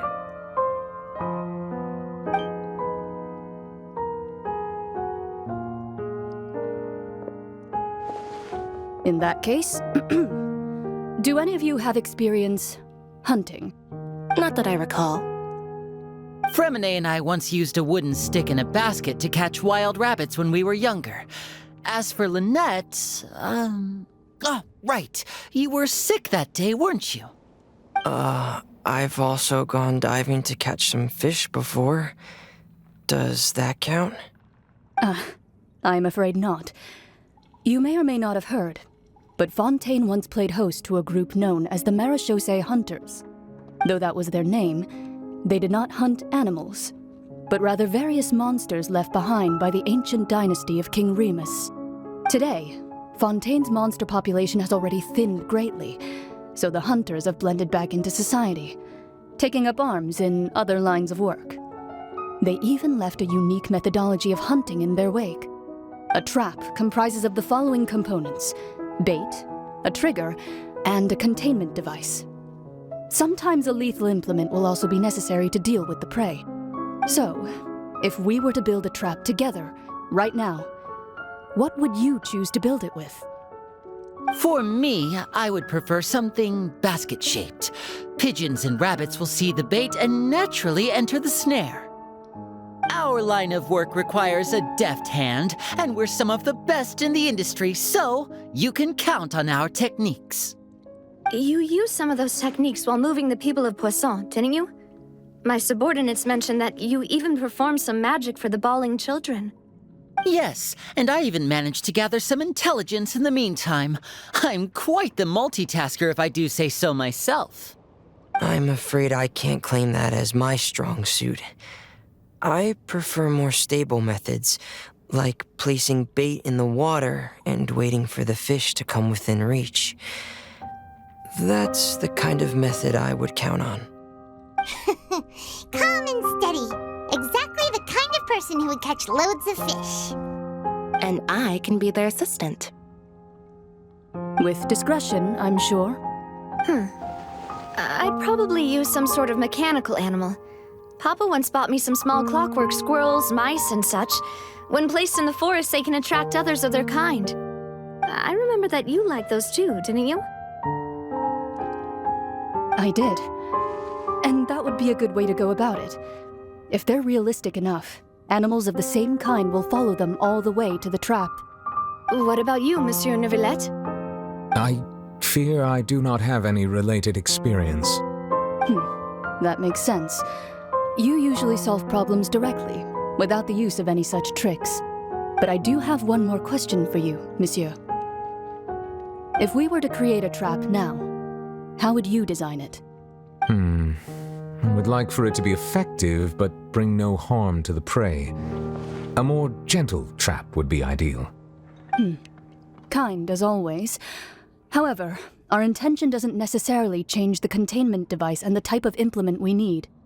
If we wanted to kill the prey in one strike, we would need a powerful implement. However, that also goes for prey that must be captured and safely contained. Wait, why's that? Only a hunter who's a true expert at subduing their prey can snare it without harming it. The line that divides life and death is often exceedingly thin. So are we going hunting together? We hadn't thought of seeing ourselves as hunters. It kinda works, but maybe it's still not the best metaphor. If our means of capturing and dealing with our prey is to put them on trial, then the hunting metaphor is actually quite accurate.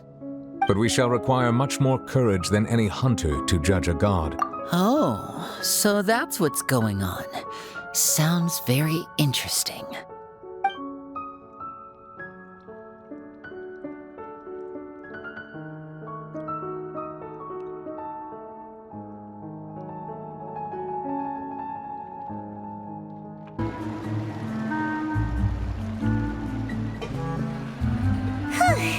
It's been a tough few days, hasn't it? So much has been happening. Paimon didn't think the meetings would go on for so long, but everyone seemed pretty fired up, huh? Paimon thought they'd be at least a little frightened. Well, Fremine was, now that Paimon thinks about it, but everyone else just looked a little surprised. Well... It's hard to say. Paimon doesn't have any experience with this sort of thing. But with you around, Paimon sure will do great. After all, you're the most reliable person in the world, aren't you? Did you just pour some tea? Paimon didn't notice you doing that at all. Then what's that? Paimon's never seen that cup before. Don't be frightened. I'm just joining you two for tea. I merely refrained from saying anything till now. Who's that voice?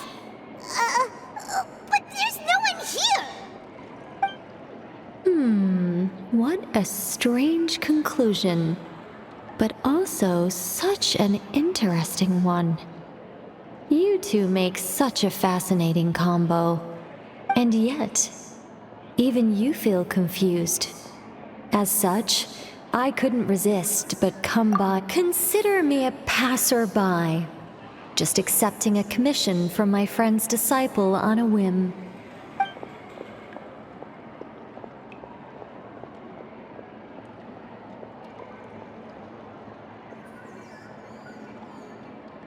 Precisely. Call me in, a mage who wanders the world.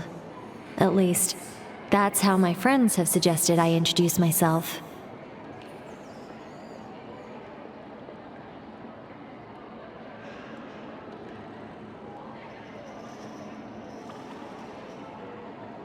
The prophecy.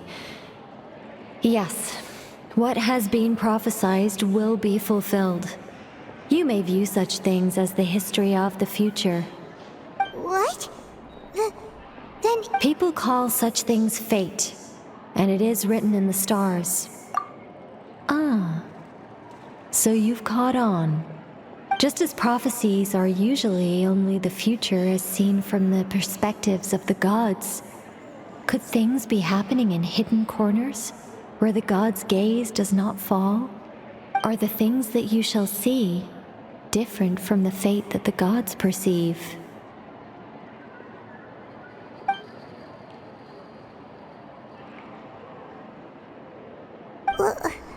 What is she talking about? It all sounds I believe that you understand, right? Some things are insignificant. Ultimately, fate shall serve as you... This was good tea, by the way. Thank you for your The voice.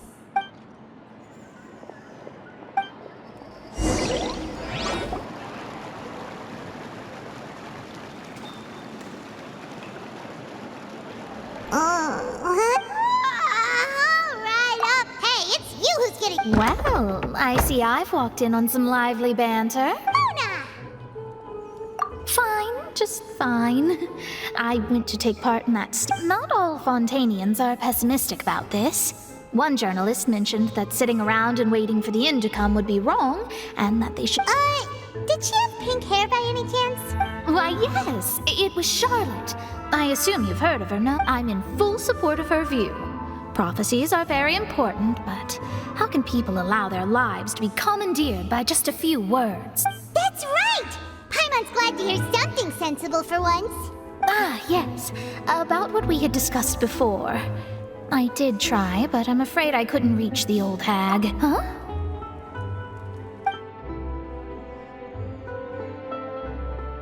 Goodness gracious. Are you serious? She said that even the god's gaze has blind spots. Pretty bold if you ask Paimon. Most people would believe the gods to be all-knowing, right? The Hexen Circle members are certainly anything but ordinary. As for the mage named N, the old hag has mentioned her a few times. She said that N's sense of direction is incredible, and that she loves guiding those who are lost. But I've never met her, and if she were still alive, she'd be... Well, suffice it to say that the hag's at least a few hundred now, and N's been around... Whoa, the Hexen Circle sounds like a scary group. But they must really stay... Their abilities alone are pretty terrifying. If she came to see you personally, then the problem you're facing must truly be... Well, it's not like Paimon could understand anything she said. Yes, she was quite cryptic, but I suspect she means that there is still a way. Perhaps it is something that you cannot know right now.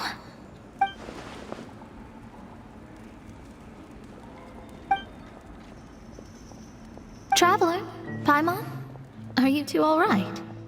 Oh, we're fine. We're just a little down right now. It kind of feels like the end is coming, you know? I see. I guess you could consider me someone who has often witnessed fate. So far as I have seen, it cannot be swayed. But even so, I still hope for and believe in miracles. Astrology is eternal and rational, but fate may not be. It is cruel, but it can also be beautiful. Perhaps that's what En was trying to tell you. Not to lose heart, and to believe that what you are seeing playing out before you is not yet set in stone. I did originally think of steering clear of all this, but I couldn't. Even if this is all futile, I still wish to help everyone. If we don't struggle to the last, then how can we face the end when it comes? Huh. You do have a point.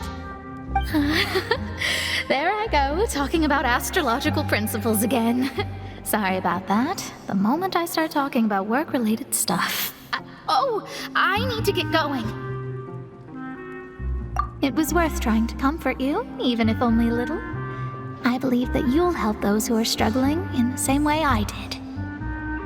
I suppose that might be why we always seem to meet by coincidence. Paimon feels kind of moved by what Mona said, but also kind of sad too. Hey, Traveler, Paimon suddenly feels like going outside for a walk. Let's go. Huh? Our names are written in this newspaper. What's going on? Let Paimon see. The underwater stronghold, the Fortress of Meripede, has continued in its noble autonomy, but that does not mean that others cannot interact with it. My recent attempts to enter the fortress bore little fruit. Thus, did an Outlander friend become the focus of this report? A blonde adventurer with their white fairy legends trailing in their wake. It is said that this mysterious traveler once visited the underwater fortress. So while the fortress's interior remains a mystery behind closed doors, journalist Charlotte's biggest scoop yet, the Traveler's Trail, World Walker. Charlotte took so many awesome photos of us and we never even noticed her. She hasn't been able to get a hold of anything at the fortress. Ugh, seriously? Well, fine. Those headlines and photos do look cool, so Paimon will forgive her this time.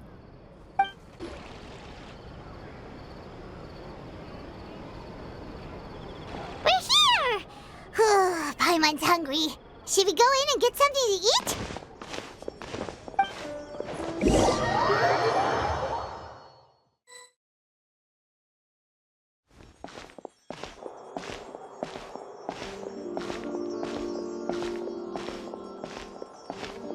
Hey, quick!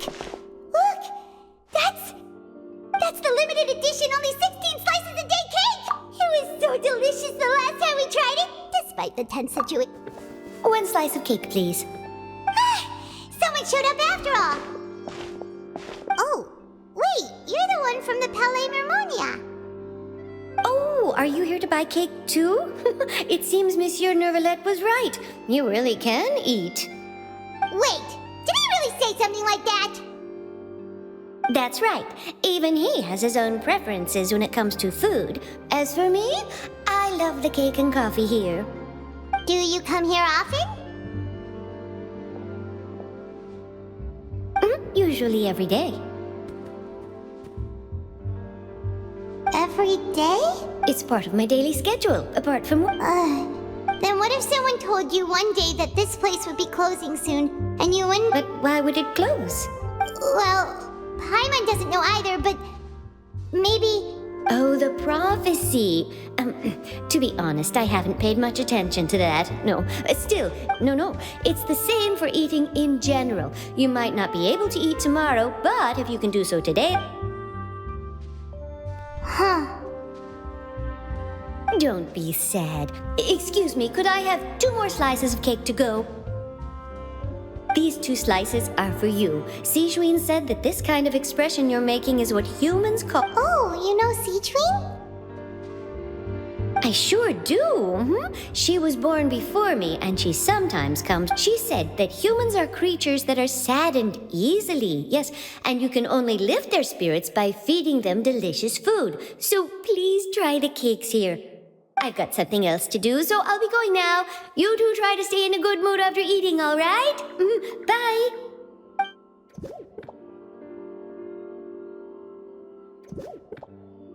And there she goes. All right, let's dig in. Paimon's sure this cake will be delicious.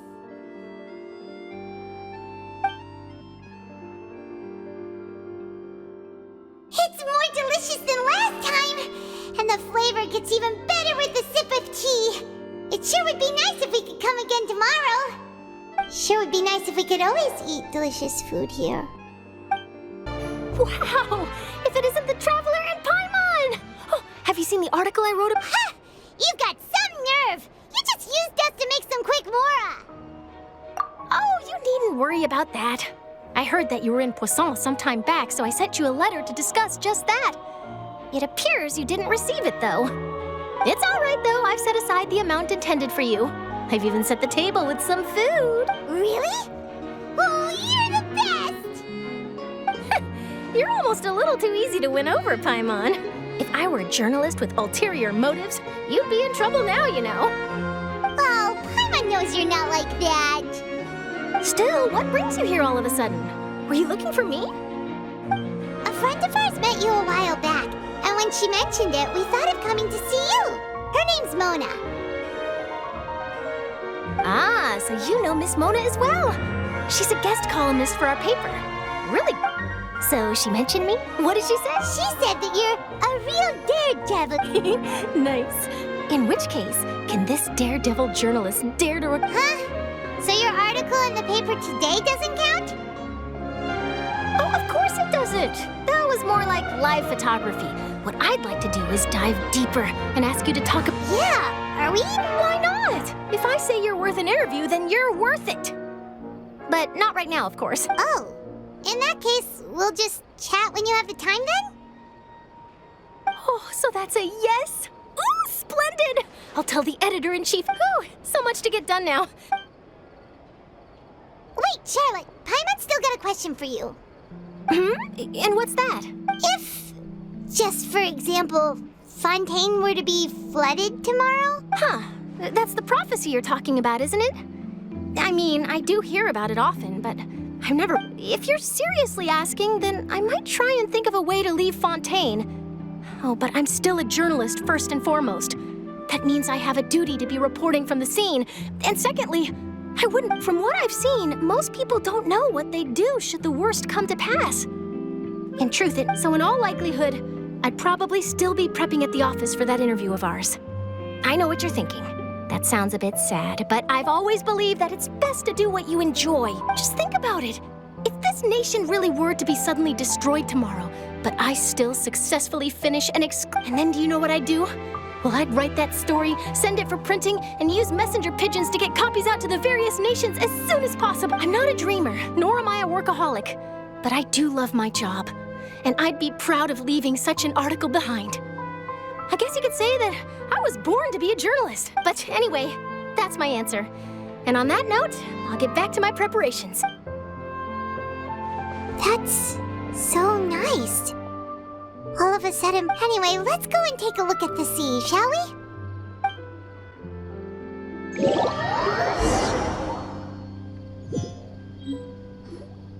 The sea breeze and scenery can be a pretty soothing combo, huh?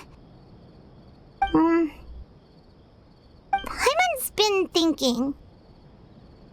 If it wasn't Fontaine, but all of Tevat that would be destroyed tomorrow. No, Paimon should ask, if you could choose, what would you like to do?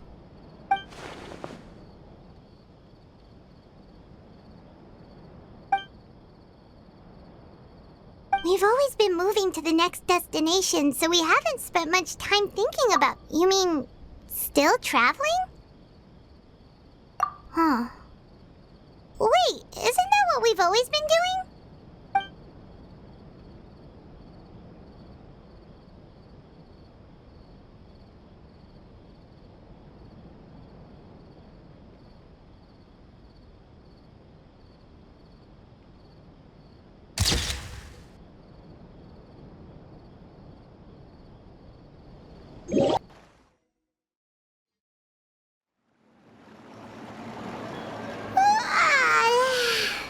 feels like you'll grow mold if you stay here long enough.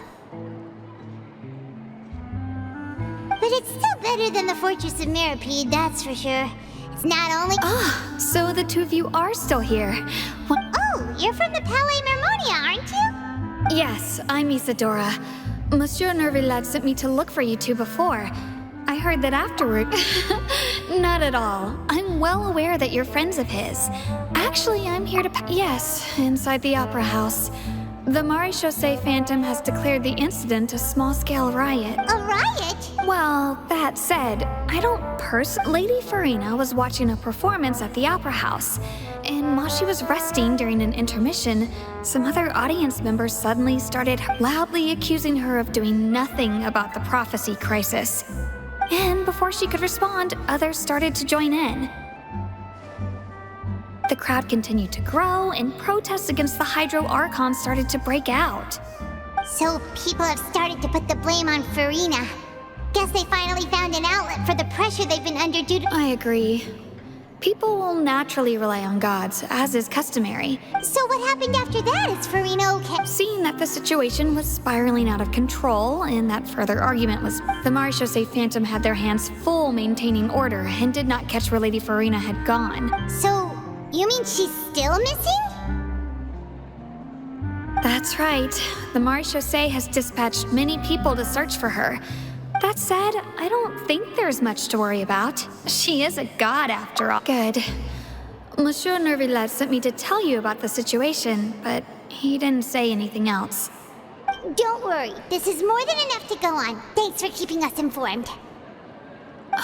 Is that so? Well, all right then. In that case, you two take care. I'll be heading back to the Palais now.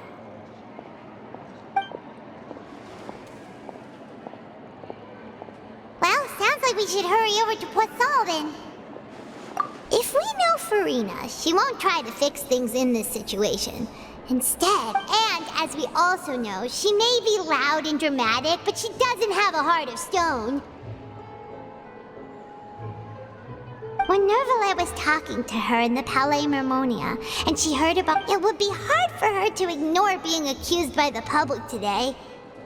Paimon thinks Farina's probably taken the opportunity to slip away to Poisson and try to relieve the sense of guilt that she's feeling. Huh. Well, what do you think? Paimon knows the answer, of course, but Paimon can do the analysis to back it up, too. Cool, huh? In that case, there's not a moment to lose. Poisson